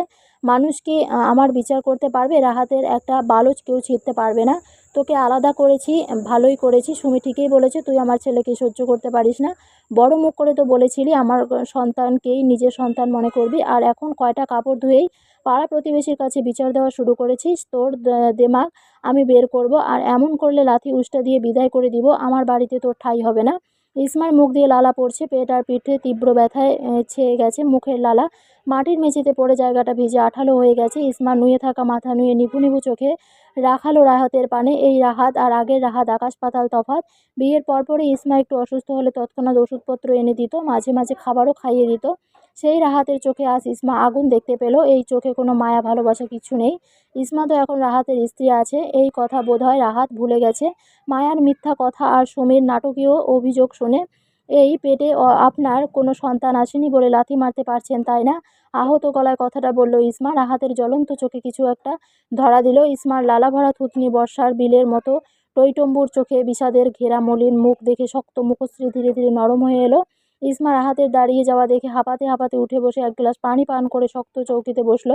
রাহাত এখনো দাঁড়িয়ে আছে। ইসমা খুব স্বাভাবিক গলায় বলতে লাগলো, এমনতে ছিলেন না রাহাত সাহেব? এর আগেও তো কত কথা আপনার কানে আমার নামে দেওয়া হতো, তখন তো এড়িয়ে যেতেন। আর আজ পেটে পিঠে আঘাত করে বসলেন। খুব ব্যথা করছে জানেন? খুব কষ্ট হচ্ছে, তার চেয়ে বেশি কষ্ট হচ্ছে আমার স্বামীর মুখের কথা শুনে। আমি শুধু আপনার বাড়িতে থাকি, আমার মামা চাল দেয়, অসহায় মা টুকটাক যা দেয় আমি তা দিয়ে মানুষের হয়ে যাই। বাবা যদি একটুও খবর নিত তবে আপনার বাড়িতে পড়ে থাকতাম না। মামিদের চোখে নিজের জন্য বিরক্ত না দেখায় ভয়ে পড়ে আছি এখনও। উষ্টা দিয়ে বের করাতে হবে না, চলে যাব আপনার জীবনে। আমার প্রয়োজন ফুরিয়ে গেছে আরও আগেই। আত্মসম্মান ভুলে এখনও আছি যেন আমার মাকে নানান বাড়িতে কেউ কিছু বলতে না পারে। একবার বলেছিলাম আমার খরচের টাকা লাগবে না। এরপর থেকে আর জিজ্ঞাসাও করেননি। রিজেকে যা আছে তাই খাই, কোনো অভিযোগ করি না। আমাদের মতো বন্ধ্যা নারীদের অভিযোগ করতে নেই, কিছু চাইতে নেই, সতীনের বাচ্চাকে কোলে নিতে নেই, যদিও বাচ্চাটা আমার স্বামীর। সে যাই হোক বলে যাব, আপনাদের জ্বালাতেও আসবো না। রাহাতের মনে কি আর জানি চলছে, যা কিছু টানাপোড়ান অতীতে ইসমার সাথে মধুর সময়গুলো, তবে তা দীর্ঘ করতে দিল না সুমি। ছেলেকে নিয়ে হাজির হলো রাহাতের কাছে। রায়হান বাবার কোলে ঝাঁপিয়ে পড়ল। সুমি বাঁকা হেসে ইসমার ব্যথিত মুখের দিকে তাকিয়ে মুখ বাঁকিয়ে চলে গেল। রাহাতকে হাতে রাখার একমাত্র উপায় ছিল রায়হান। রায়হানের জন্য রাহাত সব করতে পারে। ইসমাকে ভুলে আছে রায়হানকে পেয়ে। বাচ্চা হলো নিষ্পাপ, এরা আল্লাহর পক্ষ থেকে নেয়ামত। তবে বাচ্চাকে কাজে লাগিয়ে অন্যের দুর্বল জায়গায় আঘাত করা নিন্দানীয়, জঘন্য কাজ। এই কাজটাই বার করে যাচ্ছে সুমি। ক্যাপ্টেন রিয়াদকে পিঠে নিয়ে মেজর উসমা দৌড়ে হসপিটালে ঢুকে স্ট্রেচার শুয়ে দিল। রিয়াদ খুব আহত। আজ একটা ছোটোখাটো মিশন ছিল। এই রিয়াদ, চোখ খুল ভাই। স্ট্রেচার চাকার সাথে দৌড়ে দৌড়ে উসামা ডাকতে লাগলো ছোট ভাইয়ের মতো রিয়াদকে। রিয়াদকে ভাইয়ের মতো স্নেহ করে। রিয়াদের চোখে মুখে তক্ত।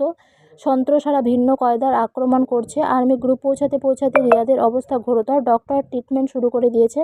উসামা খন্দকার একজন সাধারণ মানুষের মতোই বসে রইল ওটি রুমের দরজার সামনে। পায়ের বুটো ভিজা মাটি চিপে আছে। তার ইউনিফর্মের 2-3 জায়গায় ছিঁড়ে গেছে। বেশ সময় অতিবাহিত হওয়ার পর ডক্টর জানিয়েছেন রোগী আপাতত ঠিক আছে, তবে খেয়াল রাখতে হবে এবং যত্ন নিতে হবে। উসামা খন্দকার ফোন বের করলো। মোবাইলের একপাশে ভেঙে পড়েছে। Major Usama Khandaker speaking. Yes sir, যে কয়টার ধরা হয়েছে হেফাজতে রাখা হোক। আমি এসে উত্তম মধ্যম দিব। কান টানলেই মাথা বের হবে আসবে। আর বাকি আহত সেনাদের কি খবর? স্যার, প্রাথমিক চিকিৎসা চলছে। একজন আর্মি অফিসারের অবস্থা ক্রমশ খারাপ হচ্ছে, দ্রুত হসপিটালে নিয়ে আসুন। ক্যাপ্টেন রিয়াদের খবর কী স্যার? আছে মোটামুটি স্যার। ক্যাপ্টেন স্ত্রী বরাবর কল করছে, বলে দিন একটু অসুস্থ, সুস্থ হলে কথা বলবে। সৈনিকের অর্ধাঙ্গিনী বলে মন শক্ত রাখতে হবে। Okay sir. সামরিক বাহিনীতে যারা যোগ দেয় সাধারণ মানুষের বুঝি না তাদের উপর কী দেয় যায়। একজন সৈনিকের যখন তখন প্রাণ যেতে পারে। সৎ সৈনিকের এমন রিস্ক নিয়ে সামরিক ঘাঁটিতে যোগ দেয় দেশের জন্য। দেশের তরে ঝরে পড়ে রক্ত, পরিবার পরিজন রেখে বহুদূরে থাকতে হয়। উসামা খন্দকার ধীরে ধীরে উঠে দাঁড়িয়ে মসজিদের দিকে যেতে লাগলো। রিয়াদের বিমর্ষ মুখ বারবার মনে হচ্ছে। বাইরে দাঁড়িয়ে বিশাল আকাশের দিকে চোখ বুলিয়ে বলল, হে আল্লাহ, সৈনিকদের তুমি হেফাজতে রাখো।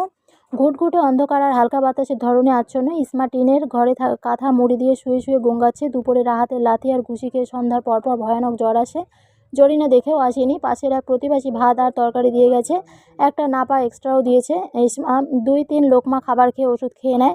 জ্বর থেমে আবার এসেছে। ওঠার মতো শক্তি গায়ে নেই। রাহাত গোডাউন থেকে ফিরে টিনের ঘরের পাশ দিয়ে যাওয়ার সময় ইসমার গুঙ্গানি শুনতে পেয়ে ঘরে ঢুকে। ইসমা মৃদু কাঁপছে, শুকনো ঠোঁট দুইটা নড়ছে।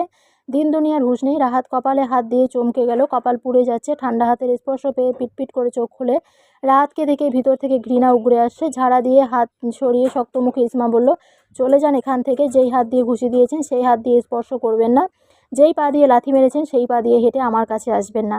সন্তান যেমন স্ত্রীও তেমন, সেই কথা নিতান্তই ভুলে গেছেন। ছোট বাচ্চাটার উপর আমার ক্ষোভ নেই। মামার বাড়ি চলে যাব কালকেই। প্রথম স্ত্রী সতী সাবিত্রী হলেও সে সবসময় প্রথমের কাতারে থাকে। আজ যেই মোহে পড়ে অন্ধ হয়ে আমার উপর অবিচার করেছেন, সেই মোহ কেটে গেলে অন্য জগতে আবিষ্কার করবেন। মিলিয়ে নিয়েন আমার কথা। যার কেউ নেই তার জন্য আল্লাহ আছে। আমার একটা পরিবার থাকলে, বাবার সাপোর্ট থাকলে এত জুলুম আপনারা কেউ আমার উপর করতে পারতেন না। মানুষের কটু কথা শোনা ছাড়া পাকাপোক্ত অভিভাবকদের ছায়া পেলে যেদিন সুমিকে বিয়ে করেছেন সেদিনই চলে যেতাম। এখন বলবেন আমি অনুমতি দিয়েছি দ্বিতীয় বিয়ে করতে। আর বেঈমান পুরুষ কোনো নারী পার বেড়ে এমন ভয়ানক কথা মুখে দিয়ে বের করে না। আমি বের করেছি, আমি অনুমতি দিয়েছি। এটা তো শুধু নামক আস্ত বাহ্যিক। এটা দিক দিয়ে অনুমতি ছিল, অভ্যন্তরীণ দিক দিয়ে এটা ছিল এক বিষাক্ত ছুরি, যেটাকে গলায় ঢুকিয়ে তারপর অনুমতি দিয়েছি। এই নীল বিষিয়ে ছুরি আমাকে ভিতরের দিক দিয়ে মেরে ফেলেছে। আমার চোখের ভাষা আপনি বুঝেও বুঝতে পারেননি। যারা প্রকৃতির সঙ্গী তারা ঠিক বুঝে নেয় তার পার্টনাররা কি বলতে চায়। বিয়ের পর যেই 1 বছর পড়াশোনা করিয়েছেন, সেটাও নিজের সুনামের জন্য, যেন মানুষ বলতে রাহাত তার বউকে নিজের টাকায় পড়াশোনা করতে দিয়েছে। আমার কাছে আর সবার কাছে মহান শাস্তি চেয়েছেন। নারী যেমন শ্রদ্ধা, ভক্তি, সম্মান দিয়ে ভালোবাসতে পারে, আবার তেমন চরমভাবে ঘৃণাও করতে পারে। দরকার হলে বৃদ্ধাশ্রমে চলে যাব। রিজিক খোরাক থাকলে ঠিক আমার কাছে চলে যাবে। এখানে কোনো বসে আছেন, বললাম না চলে যেতে। এই যেতে বলছি না। ইসমা এক ঝটকায় কাঁথা সরিয়ে চৌকায় তল থেকে বটি বের করে রাহাতের দিকে তাক দিয়ে বলল, দেখতে চাই না এই মুখ। এক্ষুনি না গেলে এক কোপে গলা ফেলে দিব। এতক্ষণ জ্বরে কাঁপছিল আর এখন রাগে কাঁপছে। লাল লাল চোখ দিয়ে ক্রোধ নিয়ে তাকিয়ে আছে কাপুরুষের দিকে, যাকে একসময় কত সম্মান করতো। আজ তাকিয়ে বটি নিয়ে শাসিয়ে চলছে। বলেছে বের না হলে অঘটন ঘটিয়ে দেবে। কষ্ট পেতে পেতে নারী মন এমন শক্ত হয় যেখানে বন্ধনের আর ছিটা ফোটাও মায়া কিংবা চিহ্ন থাকে না। রাহাত চলে গেল। ইসমা বড় বড় শ্বাস ফেলে ডুববে কেঁদে উঠল। তারপর কাঁদতে কাঁদতে দোয়া করল, হে বিশাল আকাশের মালিক, পুরো জাহাজের মালিক, সকল অন্তম্য সমূহের মালিক, ভাগ্য পরিবর্তন করার মালিক, হে আরশের মালিক, হে ক্ষমতার পরাক্রমশাল মহান প্রভু, তোমার দরজায় তোমার এই অসহায় বান্দিকার কারা নিয়েছি। ইয়া আর হামার রহিমিন, তোমার দোয়ায় ভিখারি আমি শান্তি চাই, আমি আলো চাই, আমি সুখ চাই। তোমার প্রিয় নবী প্রিয় বন্ধু মোহাম্মদের নাম নিলাম, এই নামের উসুলায় এই ভগ্ন হৃদয়ে শান্তি ঢেলে দাও। আমার উপরে নিচে ডানে বামে আলো দিয়ে ভরিয়ে দাও। আমারও আত্মসম্মান ফিরিয়ে দাও। হয় আমার কান বধির করে দাও, না হয় এমন অবস্থা করে দাও কেউ যেন আর বন্ধা না বলে, এই অধম বান্দিরে তুমি ছাড়া আর কে আছে? তুমি বলেছ তুমি ছাড়া আর কেউ নেই, ইলাহ নেই, তোমার কোনো মুখপক্ষী নেই। আমি তোমার ইবাদত পূর্ণভাবে আদায় করতে পারি না, তাও আমার কাছে চাই। তোমাকে সেজদা করা ছাড়া যেমন অন্য কাউকে সেজদা দেই না, তেমনি তোমার কাছে চাওয়া ছাড়া অন্য কারো কাছে কিচ্ছু চাই না। যারা আমাকে যাতনা দিচ্ছে তাদেরকে তুমি দেখে নিও। ধরনীর বুকে যতজন নিঃসন্তান নারী রয়েছে প্রত্যেককে তুমি আলোয় আলোয় ভরিয়ে দাও, তাদেরকে পূর্ণ করে সম্মান বাঁচার তৌফিক দাও। বলতে বলতে একসময় ইসমা ঘুমিয়ে গেল। শরীরে তখনও জ্বর। অসহায় অবহেলিত ঘুমন্ত ইসমা জানেই না তার এই আর্তনাদে ভরা সময়টা দুপুর। চৈত্র মাসের গরম, তার সাথে বাতাসের জোর নেই, পাতাগুলো নড়েও নড়ছে না। একটু বাতাস গায়ে লাগলে কি যে শান্তি লাগে। ইসমার টিনের ঘরের তাপমাত্রা অনেক বেশি। হালকা কিছু কাপড় দিয়ে দু একটা বই গুছিয়ে নিচ্ছে মরা হাতে। এই কাপড়গুলো তার মা একটু একটু জমিয়ে বানিয়ে দিয়েছে। বিগত 8 মাস ধরে রাহাতের কাছ থেকে 1 পয়সাও নেয় না। একটা বাজারের ব্যাগে কাপড় আর বইগুলো ঢুকিয়ে ইসমা চলে গেল পাশের বাড়ির এক চাচির বাড়িতে। এই মহিলা ইসমাকে অনেক সাহায্য করেছে। আজ সকালেও নাস্তা দিয়ে গেছে, সাথে কিছু ব্যথার ওষুধও দিয়েছে। যেহেতু একেবারে চলে যাবে তাই বিদায় নিতে গিয়েছে। ইসমা যখন বলল, চাচি আমি একেবারে এই নরকের দরজা থেকে চলে যাচ্ছি, আর আসবো না, আমার জন্য দোয়া করবেন, তখন মাজেদা খানম ইসমাকে ধরে কেঁদে দিয়েছে। ইসমা আর মাজেদা খানম কথা বলতে বলতে রাহাতের বাড়ির দিকেই আসছিল। ইসমার চলে যাওয়ার কথা রাহাত সুমিকেও জানে না। একটু পরেই তাহিয়া খাতুন আসবে ইসমাকে নিতে, তাই মাজেদা ইসমাকে একেবারে বিদায় দিয়ে তারপর চলে আসবে। দুজনের চোখ যায় জমে থাকা বৃষ্টির পানিতে। একটা বাচ্চার মাথা দেখা যাচ্ছে। ইসমা দৌড়ে গিয়ে 2 হাতে টেনে তুলল বাচ্চাটাকে। বাচ্চাটা হলো রাহাতের ছেলে রায়হান। একটু একটু হাঁটতে পারে। 2 দিন আগে বৃষ্টি হয়েছিল। বৃষ্টি হলে এই ছোট গর্তে পানি আটকে থাকে, ধীরে ধীরে শুকিয়ে যায়। হয়তো সুমির অগোচরে রায়হান নিজের মনে হাঁটতে হাঁটতে এখানে পড়ে গেছে। বাচ্চাটাকে ক্ষীণ গতিতে শ্বাস চলছে। ইসমা এই প্রথম রায়হানকে কোলে নিল। ইসমার ভয়ে বুক ধকধক করছে। আর একটু দেরি হয়ে গেলে অনেক বড় বিপদ হয়ে যেত। হয়তো রাহাতের ছেলের নিঃশ্বাস বন্ধ হয়ে যেত। মাজেদা খাতুন সুমিকে ডাকছে জোরে জোরে। বাচ্চার প্রাণ যায় অবস্থা, অথচ মা ঘুমে বেঘোর। ইসমা রায়হানেরকে নিজের বুক থেকে সরিয়ে কোলে দেয়। নিজের ঘরে চলে যেতে যেতে একবার রায়হানের দিকে ফিরে তাকিয়ে মনে মনে বলল, আজ একেবারে চলে যাচ্ছি, আর আজকেই তোকে একটু কোলে নিলাম, তাও এক ভয়ানক অবস্থায়। দোয়া করি আল্লাহ সকল অনিষ্ট হতে রক্ষা করুক। মাজেদা 1 প্লেট ভাত আর ভালো ভালো তরকারি দিয়ে গেছে দুপুরে খাওয়ার জন্য। তাহিয়া খাতুন এসেছে ইসমাকে নিয়ে যেতে। মাজেদা ইসমার সাথে কথা বলে চলে যায় তার বোনের শ্বশুরবাড়ি ঢাকা। ইসমা ভাত খাওয়ার সময় মাকেও বলল অল্প কয়টা খাওয়ার জন্য। তাহিয়া খাতুন খেতে পারল না মেয়ের ব্যথাতুর শুকনো মুখশ্রী দেখে। মায়ের মনে জ্বলছে পুড়ছে। তার মেয়ের চেহারা তো এমন ছিল না। এক উজ্জ্বল হরিণী সুনয়ন ঘন পাপড়িওয়ালা মায়াবী চেহারা ছিল। সেই চেহারা কোথায় গেল? এই চেহারা দেখেই তো রাহাত দেখতে গিয়েও পছন্দ করে ফেলে। 5 দিনের ভিতরে তাড়াহুড়ো করে ইসমাকে বিয়ে করে, আর আজ সেই চেহারার ভাটা পড়ে রাহাতের অন্যায় ব্যবহার আর অযত্নে। মা তো শাশুড়ির কাছে বলতে যাবি না? কি আর বলে যাব, গেলেই যা তা বলবে, তাও একবার বলে আসি। সুমি রাহাতের সামনে রায়হানকে নিয়ে কেঁদে কেঁদে বিলাপ করে বলছে ইসমা নাকি তার ছেলেকে পানিতে ফেলে দিয়েছে। রায়হান মরতে মরতে বেঁচে গিয়েছে। রায়হানের ছোট মুখমণ্ডলে নীল হয়ে আছে। জরিনাও সাথে সাথে তাল দিচ্ছে। অথচ মাজেদা যখন সুমিকে ডেকে রায়হানের ডুবে যাওয়ার কথা জানায় তখন জরিনা বাড়িতেই ছিল না। রাহাতের মনে পড়ে গেল গত রাতে ইসমা বাটি ধরেছিল রাহাতের উপর ক্ষিপ্ত হয়ে। রাহাতের সাথে যদি এমন করতে পারে তবে রায়হানের সাথেও করতে পারবে, কারণ যত সব তো একটা বাচ্চার কারণেই, আর সেই বাচ্চা হলো রায়হান। হিংসাপরায়ণ হয়ে পানিতে ফেলে দিতেই পারে। কালকে রাহাতের মতো শক্তিশালী পুরুষের সামনে ইসমা রণমূর্তি হয়ে দাঁড়িয়েছিল, আর রায়হান তো একদম পিচ্ছি, ব্রেন ছাড়া ঘোড়ার ডিম হিসাবে মিলিয়ে। রাহাত ফুসফুস করে ইসমার দিকে এগিয়ে আসছে। তাহিয়া খাতুন রাহাতকে এমন ক্ষুব্ধ ভঙ্গিতে এগিয়ে আসতে দেখে কিছু বলার আগেই রাহাত ইসমার চুলের মুঠি ধরে হেঁচকা টেনে মাটিতে ফেলে দিল। নিচু হয়ে হাত মুষ্টিবদ্ধ করে ইসমার মুখে ঘুষি মারতে যাবে, তখনই তাহিয়া খাতুন মেয়েকে বাঁচাতে ইসমার উপর ঝাঁপিয়ে পড়ে। তারপরও শেষ রক্ষা হলো না। রাহাতের হাতের উপর আংটির উপর কালো পাথরের সাথে তা আড়াআড়িভাবে আঁচড় লাগে। ইসমার নরম গাল কেটে যায়। তাহিয়া খাতুনের জন্য ঘুষিটা পড়েনি। ধস্তাধস্তির ফলে এক অঘটন ঘটে। গাল থেকে লাল তরল রক্ত মাটিতে লাগলো। রাহাতের আংটির এক কোণা 2 দিন আগে ভেঙে গিয়েছে। সেটাই ইসমার গাল আজীবনের জন্য দাগ তৈরি করে দিল। একদম ঠিক গালের মাঝখানে ক্ষত হয়েছে। গতকালের ঘুষিলাথি, রাতের জ্বর, আজকেও এক অতর্কিত আক্রমণে দুর্বল শরীর আরও নেতিয়ে পড়ে, জ্ঞান হারিয়ে ফেলল তৎক্ষণাৎ। তাহিয়া খাতুন গলা ছেড়ে কাঁদতে কাঁদতে বলো, তুমি কি মানুষ না আর কিছু? কুকুর বিড়ালকেও এভাবে মারে না। আজকে ওকে আমার সাথে চিরদিনের জন্য তোমার বাড়ি থেকে নিয়ে যেতে এসেছিলাম। কী দোষ করেছে আমার অসহায় মেয়েটা, যার কারণে আমার সামনেই জালিমের মতো মারলে? আপনার মেয়ে আমার ছেলেকে পানিতে ফেলে দিয়েছে। আমার ছেলেটার মুখটা নীল হয়ে গেছে, এই কারণে আপনার মেয়েকে আল্লাহ সন্তান দেয়নি। আমার ছেলে আমার জান প্রাণ। রায়হানের কিছু হয়ে গেলে ইসমার ও আজ শেষ দিন হতো। আশেপাশের একজন মানুষ ইসমাকে কাছের হাসপাতালে নিয়ে যায়। তাহিয়া খাতুন বুকে ঝরা কুলাঙ্গার স্বামী মেয়েটার হাত ছেড়ে না দিলে এমন নির্যাতন করার সাহস পেত না। আজ রাহাতও বাচ্চা দানে অক্ষমের খোঁটা দিল। সিএনজিতে বসে মেয়ের হাত ধরে ফুপিয়ে ফুপিয়ে কাঁদছে আর ডাকছে। অজ্ঞাত ইসমা সাড়া দিবে কী করে? রাহাতের বাড়ির উঠানে ইসমার নরম গালের রক্ত শুকিয়ে জমাট বেঁধে আছে। টিনের ঘরের মেঝেতে ব্যথাতুর লালা আর উঠানের শক্ত মাটিতে রক্তগুলো সাক্ষী হয়ে থাকবে এক অবহেলিত নারীর নির্যাতন। যদিও রক্তগুলো থাকবে না, তবে এই স্থান বয়ে বেরাবে একটা সন্তানের জন্য হাহাকার করা স্বামী সংসার বাঁচিয়ে রাখার আপ্রাণ চেষ্টা করেও বাঁচতে না পারার এক নরক যন্ত্রণার প্রতিচ্ছবি। একটা দমকা হাওয়া রাহাতের গা ছুঁয়ে গেল। রাহাত ছেলেকে নিয়ে বুকে চেপে বসে আছে। এই ছেলে একদিকে আর সব একদিকে। বাতাসের সাথে ফিসফিস মৃদু গুঞ্জনে কে জানি বলে গেল, ও হে পুরুষ, এ তোমার কেমন রক্ত গরম দেমাগ? কোমলমতি মায়াবতীর হৃদয় রক্তাক্ত করে শান্ত হওনি, তাই শরীরে রক্তাক্ত করে দিলে। তুমি তো সেই পুরুষ যে তুলোর মতো নরম ত্বকের প্রশংসা করেছিলে, আর সেই ত্বকের বিঘ্নতা ঘটালে। তুমি সেই মুখোশের আড়ালে কাপুরুষ যে এক সময় সান্ত্বনা দিয়েছিলে স্ত্রীর কোলে বাচ্চা আসুক না আসুক তুমি কখনো অন্যদের মতো খোঁটা দেবে না। অথচ আজ ঠিকই দিয়ে দিলে। কান পড়া শুনে তদন্ত না পড়ে প্রতিবারের মতো একবার হিংস্রতা দেখিয়েছ। তোমার সুখ পাখি উড়ে গেছে আরও আগে। তুমি অবহেলায় করে খাঁচাগুলো দিয়েছিলে, সে তোমার দানা পেটে না দিয়ে অনন্ত পাওয়া দানা গিলেছে। তারপরেও তোমার ভাঙ্গাচূড়া খাঁচার ঝড় বৃষ্টি নিয়ে পড়েছিল, তুমি খোঁজ নাওনি। পরপর 2 দিন দুপুরবেলায় নিষ্ঠুরতম পাগলা কুত্তার মতো আচরণ করে তুমি চিরতরে হারিয়ে ফেললে তোমার সুখ পাখিকে। সে তোমার তরে আর আসিবে না। তোমার জন্য আফসোস রাহাত, তোমাদের মতো রাহাতদের জন্য আফসোস, অনেক অনেক আফসোস। বাতাসের সাথে এক ঠান্ডা গুঞ্জন কানে গেল না রাহাতের, কারো কর্ণোদ্ধার পৌঁছালো না। Major Rushoma Khandaker, yes sir. মন্ত্রী লিয়াকত আলীর সাথে তোমার কিসের শত্রুতা? এটাকে ঠিক শত্রুতা বলে না স্যার। ব্যক্তিগতভাবে তার সাথে আমার কিছু দ্বন্দ্ব আর হিসাব আছে, আর বাইরে কিছু না। লিয়াকত আলী মানুষ হিসাবে ভালো, এমন উত্তরই আশা করেছে তোমার কাছ থেকে। আমি ভেবেছিলাম হয়তো প্রফেশনালি তোমার সাথে কোনো ঝামেলা হয়েছে। এমনটা হলে নিশ্চয়ই ভালো কিছু হতো না। সে যাই হোক, বিয়ে করবে না আর? দেখি স্যার, বিয়ে করে ফেলো, ইনশাআল্লাহ তোমার জীবনে ভালো কেউ আসবে। আমিন। ফোন রেখে উসামা খন্দকার বিড়বিড় করে কি যেন জিয়াফত আলী, একজনের শোকে কয়জন কে নাই করে দিলে। এ কেমন গোলকধাঁধা! কাউকে দোষী করা যায় না, আবার মুক্ত করেও যায় না। নর্মাল ড্রেস পরে মেজর উসামা রাস্তার পাশে দাঁড়িয়ে আছে।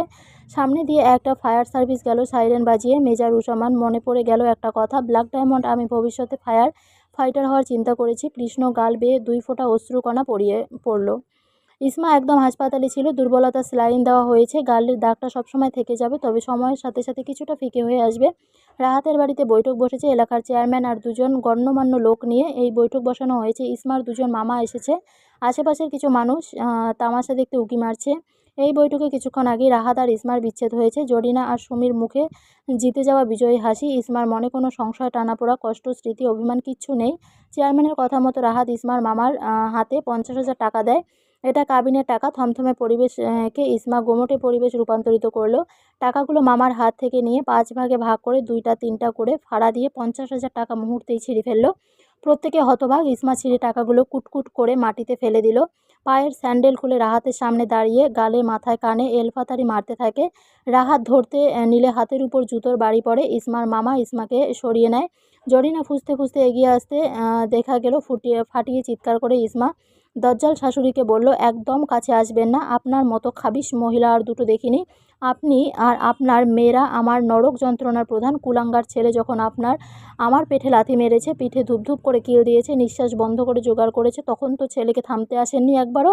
আমার চুলের মুঠি ধরে মাটিতে ফেলে গাল কেটে ফেলেছে, একবারের জন্য ধরতে আসেননি।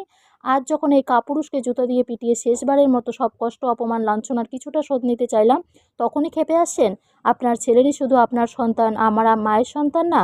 আমার এটা শরীর না, আমার শরীরে রক্ত নেই, আমি ব্যথা পাই না। একদিন হলেও আপনি আমার নাম নেবেন, আমার জন্য আফসোস করবেন, তবে আমার মুখটাও দেখতে পাবেন না। ইসমার কথা থামতে না থামতেই জরিনা আর সুমি এক প্রকার ঝাঁপিয়ে পড়েছিল ইসমাকে মারার জন্য। চেয়ারম্যানের ধমকে নিজ নিজ জায়গায় বসেছে। রাহাতের মুখের দিকে তাকানো যাচ্ছে না। জুতোর মার খেয়ে ভোঁতা মুখে চেয়ারে বসে রইল। বিয়ে বিচ্ছেদের পরপরই এমন অচানক জুতো নিয়ে আক্রমণ করবে তার হাতের চিন্তাভাবনার জগতের বাইরে ছিল। ইসমা সুমির দিকে তাকিয়ে বলল, যেই স্ক্রোটা তোমাকে বাচ্চা দান করেছে, তোমার কোলে আলো করেছে, সেই স্ক্রোটাই আমাকে 7 বছর নিঃসন্তান রেখেছেন। তোমার কোনো ক্ষমতা নেই নিজের পেটে বাচ্চা ধারণ করার, যদি না তিনি রহমত না করতেন। এই রহমতের শুকরিয়া না করে আমার ছোট্ট তুচ্ছ তাচ্ছিল্য করেছো, অবুঝ শিশুটাকে হাতিয়ার বানিয়ে তুমি কোনো স্বার্থে বিবাহিত ছেলেকে বিয়ে করেছো, তা আমার জানা আছে। শুনে রাখো, উপরে একজন আছেন, সেই মিথ্যা তহুমর তোমার খালা বনজি আমার নামে দিয়েছে। এই মিথ্যা একদিন তোমার নিজেরই প্রকাশ করবে। চেয়ারম্যান বলল, ইসমা খাতুন, তুমি কি সত্যি রাহাতের ছেলেকে পানিতে ফেলে দিয়েছিলে? ওই সত্তার কসম যার হাতে পৃথিবীর সকল মানুষের প্রাণ, যিনি এক অদ্বিতীয়া, তার নামে শপথ করে বলছি, রায়হানকে আমি পানি থেকে উঠিয়েছি। আমার সাথে মাজেদা চাচিও ছিল। চাচি আমাকে ভাত আর তরকারি দিয়েই রওনা হয়ে যায় ঢাকার উদ্দেশ্যে। চাচি থাকলে বলতে পারতো, আমার পক্ষ থেকে কোনো সাক্ষী লাগবে না, আমার সত্যতা ভোরের আলোর মতো ফুটে উঠবে সঠিক সময়ে।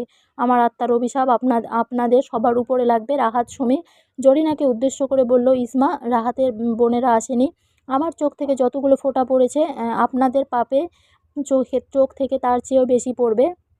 যে অন্যের উপর দয়া করে না তার উপরও করা হয় না। আমার চুলের গোড়া, শরীরের পশম থেকে শুরু করে চোখের পাপড়ি পর্যন্ত আপনাদের যে লানতা দিয়েছে, আমাকে মানসিক যন্ত্রণা দিয়েছেন পদে পদে, ধাপে ধাপে। বৈঠক একদম চুপচাপ, কারো মুখে রা নেই। ইসমার মুখে শুদ্ধ ভাষার কথা শুনে চেয়ারম্যান সহ বাকি সবাই মুগ্ধ।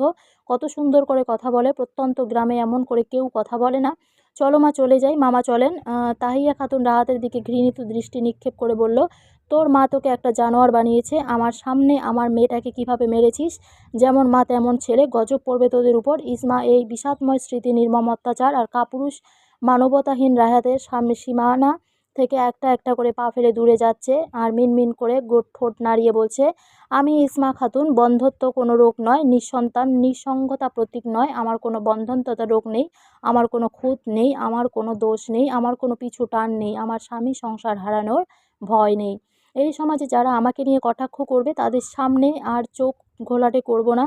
যারা আমাকে নিচু করার জন্য উপহাস করবে তাদের সামনে নত হব না, তাদের কথা উড়িয়ে দেব দূষিত বাতাসে। এক মীর জাফরকে মন থেকে বের করে দিয়েছি অনেক আগেই। এই ভাঙ্গা মনে যদি কোনো সৎ ব্যক্তি ঘর বানাতে চায় তবে তার সঙ্গিনী হয়ে যাব, আর যদি এমন না হয় তবে আমার একাকী জীবন কাটিয়ে দেব। হে দুর্বল নারী, জেগে ওঠো। আমার মতো ইসমাদের বলছি, তোমরা জাগ্রত হও, ভরসা রাখো এক সৃষ্টিকর্তার উপরে এবং ফিরে আসো জুতা হাতে নিয়ে। আমি ঘৃণা করি সেই সব পুরুষদের যারা স্ত্রী সন্তানদের রেখে পরনারীর সান্নিধ্যে যায়। ঘৃণা করি ওই সব বাবাদের যারা নিজের কন্যার খবর নেয় না, ভরণ পোষণ দেয় না। আমি ঘৃণা করি ওই সব মেরুদণ্ডহীন কাপুরুষদের যারা স্ত্রীর গায়ের উপর পশুর মতো মারপিট চালায়। ঘৃণা করি তাদেরকে যারা সন্তান বাহনা দিয়ে প্রথম স্ত্রীকে মানসিক পাগল বানিয়ে দেয়। এই সমাজ তখন কোথায় থাকে যখন আমার মুহূর্তে মুহূর্তে মরে যায়? এই সমাজ কেন ক্ষত তৈরি করতে এগিয়ে আসে অথচ নিরাময়ের পথ খুঁজে দেয় না, বাতাল দেয় না? রাহাতের সাথে বিচ্ছেদ হয়েছে আজ 6 মাস। এই 6 মাসে ইসমার মামার ভালোই দেখাশোনা করছে, আগের চেয়ে বাজার বাড়িয়ে দিয়েছে তাহিয়া খাতুনের ছোট্ট ঘরটার। আগে তো ইচ্ছে হলে দিন, না হলে নাই। মামিরাও তেমন কিছু বলেনি ইসমার গায়ে আঘাতের চিহ্ন দেখে। বিশেষ করে গালের কাটা দাগটা দেখে কত মহিলারা বাড়ি বয়ে এসে জিজ্ঞেস করতো, ইসমা কি রাহাতের ছেলেকে সত্যিই মারতে চেয়েছে কিনা। তখন ইসমা শক্ত মুখে জবাব দিয়েছে, মারলে ওর বাবাকে মারতাম, নিষ্পাপ শিশুকে কেন মারবো। 3 মাস আগে রাহাতের বাড়ির ওই চেয়ারম্যান তার ছেলের জন্য ইসমার সাথে বিয়ের কথা নিয়ে এসেছিল। বৈঠকে ইসমার ধারালো যুক্তিসঙ্গত কথা শুনে তার পছন্দ হয়ে যায়। ইসমার সাথে সাথে না করে দিয়েছে। চেয়ারম্যানের ছেলে এই নিয়ে কয়টা বিয়ে করেছে তার হাদিস নেই, তার উপর আবার ড্রাগস এর নেশা ওর নাকি করে।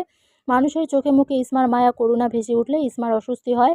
মহিলারা এক কথা থেকে আরেক কথায় চলে যায়। এইসব নিয়ে ভাবছিল ইসমা খাতুন। ধ্যান ভাঙল মুরগির কড়কড়ানিতে। মুরগিগুলোকে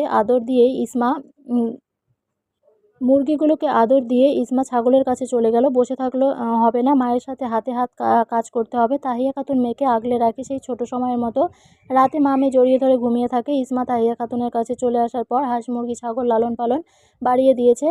হয় ইসমা রান্না করে আর তার মা হাঁস মুরগি দেখাশোনা করেন, আর না হয় তাহিয়া খাতুন রান্না করে, ইসমা হাঁস মুরগি ছাগল এগুলোকে আদরে পানি ঘাস খাওয়ায়। রাহাত বিমর্ষ মুখে গোডাউনে বসে আছে। গায়ের পোশাকে থেকে ঘামের গন্ধ বেরিয়ে আসছে। তার কাপড় 2 সপ্তাহ ধরে ধোয়া হয় না, মাও ধুয়ে দেয় না, বউও ধুয়ে দেয় না।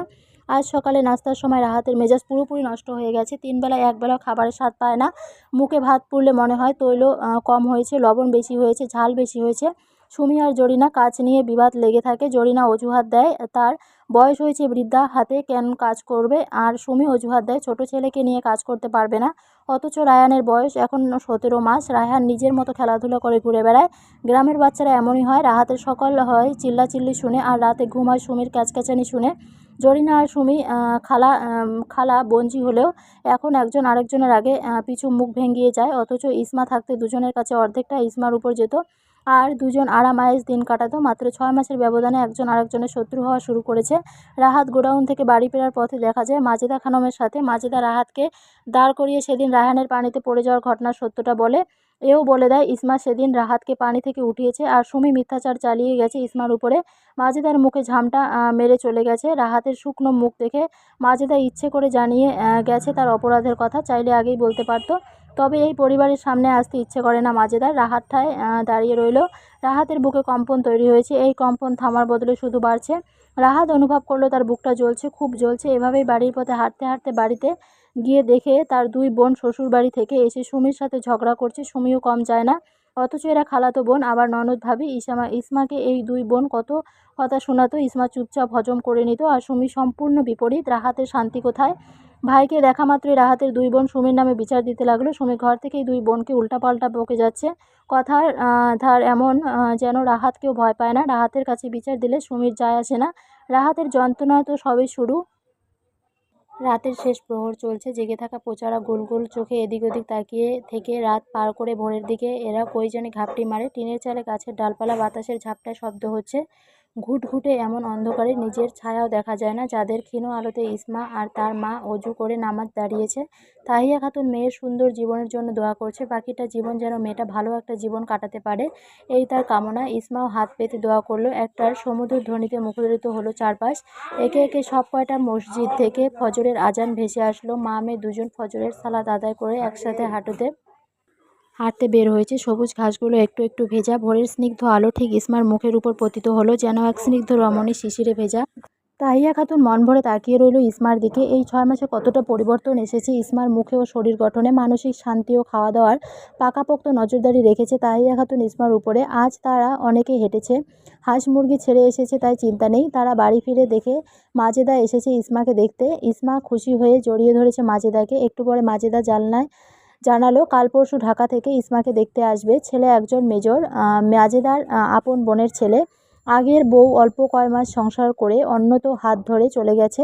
এমন আরও অনেক কিছু শুনে ইসমার মা আর মামারা রাজি হয়ে যায়। যদি সব ঠিকঠাক হয় তবে সেদিনেই বিয়ে হয়ে যাবে। ইসমা নিচে তাকিয়ে বসে রইল। ছেলেপক্ষ তাকে দেখে পছন্দ হয়েছে। তাদের সামনে হরেক রকমের নাস্তা দেওয়া হয়েছে। মেহমানরা ও সব ধরনের ফল ফ্রুট এনেছে।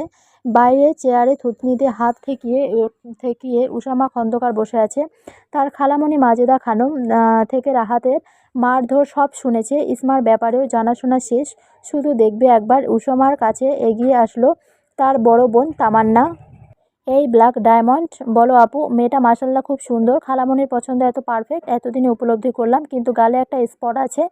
সারস গলায় মেজর বলল, আমার শরীরেও কত দাগ আছে আপু, ঘাড়ে পিঠে হাতে বনে জঙ্গলে ঘুরে বেড়াই, আঁচড় লেগে যায় ফলে দাগ বসে যায়, এসব কোনো সমস্যা নয়। মেয়ে না দেখে বিয়ে না করেই মেয়েটার পক্ষপাতিত্ব নিয়ে নিল। কোথায় পক্ষ নিলাম? ব্ল্যাক ডায়মন্ড, উঠ আমার সাথে চল। মেয়ে আমাদের পছন্দ হলো তো হবে না, তোরও হতে হবে। সবাই সরে গিয়ে ইসমা আর উসমা খন্দকার দুজনকে নীরবে কথা বলার জন্য সুযোগ করে দিল। ইসমার কেমন যেন লাগছে। চোখ দুটো নিচের দিকে হলেও মেজরের ফিটফাট পরিপাটি সুগঠিত শরীর নজরে পড়েছে। একটু আগেই শুনেছে মাজেদের বোনের ছেলের মেজর। এই মেজর কি তাকে পছন্দ করবে? করলে করবে, না করলে নাই। তার মা যেমন একা একা বাকিটা জীবন পার করেছে, ইসমা ওইভাবে কাটিয়ে দিবে। পরের সময়গুলো নীরবতার চাদর ভেদ করে মেজরের স্বাভাবিক কণ্ঠে শোনা গেল, নাম জানতে পারি? ইসমা খাতুন। আমাকে দেখে নিলে ভালো হবে, আমি দেখতে কালো। বিয়ের পর যেন খাতুনের দ্বিধায় পড়তে না হয়। কালো স্বামী নিয়ে দেখে নেওয়া উচিত আমাকে। সরাসরি দেখা যাবে যেভাবে আমি দেখেছি এখানে। এখনও মনে করব না কিছু। ইসমা কিছুটা অপ্রস্তুত হয়ে এলো। মেয়ে দেখতে এসে এমন খোলাখুলি কথা বললে তো পাত্রীর অপ্রস্তুত অবস্থা হবেই। ইসমা এক ঝলক দৃষ্টি দিয়ে আবার মাথা নত করে ফেলল। মেজরের চোখ ইসমাতেই আবদ্ধ। নিজেকে দেখতে বলে আবার বড় বড় চোখগুলো খুলে ইসমার দিকে তাকিয়ে রয়েছে। এমত অবস্থায় ইসমা ভালো করে দেখবে কি করে? এই সবগুলো মুরগি কার? আর ওই ছাগলগুলো। ইসমার খুব খুব করে কাশি উঠে গেল। দেখতে এসে জীবনে শুনেনি হাঁস মুরগি কবে কার জিজ্ঞাসা করতে। ইসমা স্বাভাবিক হয়ে বলল, আমি আর আমার মা লালন পালন করি। প্যান্টের পকেটে হাত রেখে দাঁড়াতে দাঁড়াতে মেজর বলল, আল্লাহ রাজি থাকলে আমার সামনে বসে থাকা খাতুনের বিয়ে হবে, এবং আজকেই হবে, আমার সাথে হবে। ইসমা ভ্যাবাচাকা খেয়ে তাকালো 6 ফুট লম্বা লোকটার দিকে। মেজরের দৃষ্টি এখন বাইরে। খাতুন সম্ভবত শুনে বেশ অবাক হয়েছে। খাতুন বলে তো কেউ ডাকে না, ডাকটা কেমন অন্যরকম আর অদ্ভুত শোনায়।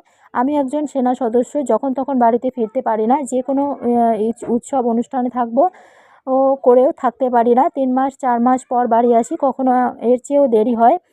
এমন হতে পারে মাঝে মাঝে রাতে বা ভোরে রাতে, অথবা দুপুরে সংবাদ আসতে পারে মেজর রুশমা খন্দকার দেশের জন্য শহীদ হয়েছেন। আবার এমনও খবর আসতে পারে আমি মারাত্মক জখম হয়েছি। একজন সৈনিকের স্ত্রী হলে শক্ত মন থাকতে হবে। ভয় দেখাচ্ছি না, শুধু সতর্ক করে দেওয়ার জন্য বললাম, কারণ এ নিয়ে পরে আবার খাতুনের কিঞ্চিত মন খারাপ বা নিরাশের আভা যেন দেখা না যায়, তাই। আমি ভয় পাই না, আর আমি জানি সামরিক বাহিনীতে যোগ দিলে এমন হয়েই থাকে। মেজরের ঠোঁটে অদ্ভুত হাসি খেলে গেল। লম্বা লম্বা পা ফেলে বাইরে গিয়ে সবাইকে বলল, এই খাতুনকে বিয়ে করতে তার আপত্তি নেই। খাতুনেরও যদি কোনো সমস্যা না থাকে, তবে আজকেই নিরিবিলিতে বিয়ের কাজ সম্পন্ন হয়ে যাক, কারণ তার হাতে ছুটি আছে অল্প কয়দিন। সুন্দর মতো বিয়ে হয়ে গেলে সাদামাটা স্বল্প খরচে।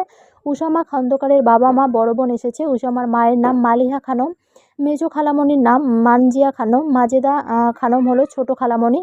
মানজিয়া খানমের বিয়ে হয়েছে উসামার চাচার সাথে। মালিহা আর মানজিয়া দুজন পরস্পর বোন।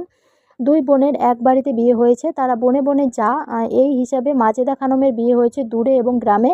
তাদের 3 বোনের সম্পর্ক বেশ মধুর। তামান্না হলো মানজিয়ার মেয়ে, উসামার চেয়ে বয়সে অনেক বড়। তামান্নাকে মেজর উসামা সবচেয়ে বড় বোনের আসনে রাখে এবং সম্মান দেয়। মাজেদা খন্দকার পরিবারের ইসমার আগা গোড়া সব জানিয়েছে। রাহাতের মারধরের, নির্যাতন এবং গালের কাটা দাগের কথা ও বাদ রাখেনি। এমনভাবে ইসমার মামা ও মায়ের কাছে উসামার প্রাক্তন অবনীর কথা সব স্পষ্ট বলা হয়েছে। ইসমাকে যখন নিয়ে যাওয়া হবে শ্বশুরবাড়িতে, তখন মেজর বেঁকে বসে। মেজর শাশুড়ি মাকে ছাড়া বউ নিবে না। বউয়ের সাথে শাশুড়ি খন্দকার পরিবারে যেতে হবে। তাহিয়া খাতুন হতবাক, মেয়ের সাথে মা কেন যাবে? আসলে ঘটনা অন্যদিকে। ছোট খালামণি থেকে মেজর ইসমার মায়ের ব্যাপারেও সব জানতে পেরে বুঝতে পেরেছে মা মেয়ের ভাগ্য এতদিন একরকম ছিল। ইসমার বাবার উপর প্রচুর রাগ হচ্ছে।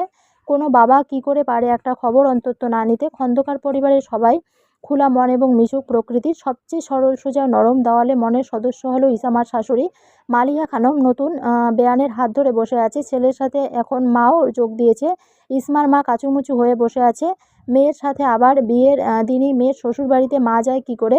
মালিহা, মানজিয়া, মাজেদা 3 বোন ইসমার মাকে বুঝিয়ে রাজি করায়। হাঁস মুরগি ছাগল ভাইয়ের বউদেরকে দিয়ে রওনা হয় ঢাকা গোপীবাগ। বড় বড় বিল্ডিংয়ের মাঝে একটি একতলা বাড়ি, সামনে বড় করে লেখা খন্দকার বাড়ি। আস্তে আস্তে রাত হয়ে গেছে। বাড়ির সামনে উসামার 2 বোন তুলি আর টুসি দাঁড়িয়ে আছে গাঁদা ফুলের মালা নিয়ে। গদগদ হয়ে দুজন গাঁদা ফুলের মালা নতুন ভাবির গলায় ঝুলিয়ে দিল। তামান্নার আর কোনো ভাই বোন নেই। উসামা, তুলি, টুসি আর মেজেদা খালামণি ছেলে মেয়ে, এদের সব কয়টার জান প্রাণ দিয়ে আদর করে। এরা চাচাতো ভাই বোন হয়, আবার খালাতো ভাই বোনও হয়। তামান্নার 4 বাচ্চা, 2জন ছেলে 2জন মেয়ে, 4জনই ইসামাকে ঘিরে বসে আছে। তামান্নার স্বামী তামান্নাকে ফিসফিস করে বলছে, তোমার মেজর ভাইয়ের ঘর ফুল দিয়ে বাসর ঘর সাজিয়ে রেখেছি। তামান্না খুশি হয়ে বলল, খুব ভালো হয়েছে। রাতের খাওয়া দাওয়া শেষ করে যে রুমে চলে গেল। তামান্নার শ্বশুর বাড়ি কাছেই। ছেলে মেয়ে স্বামী নিয়ে চলে গেছে, আবার সকালে আসবে।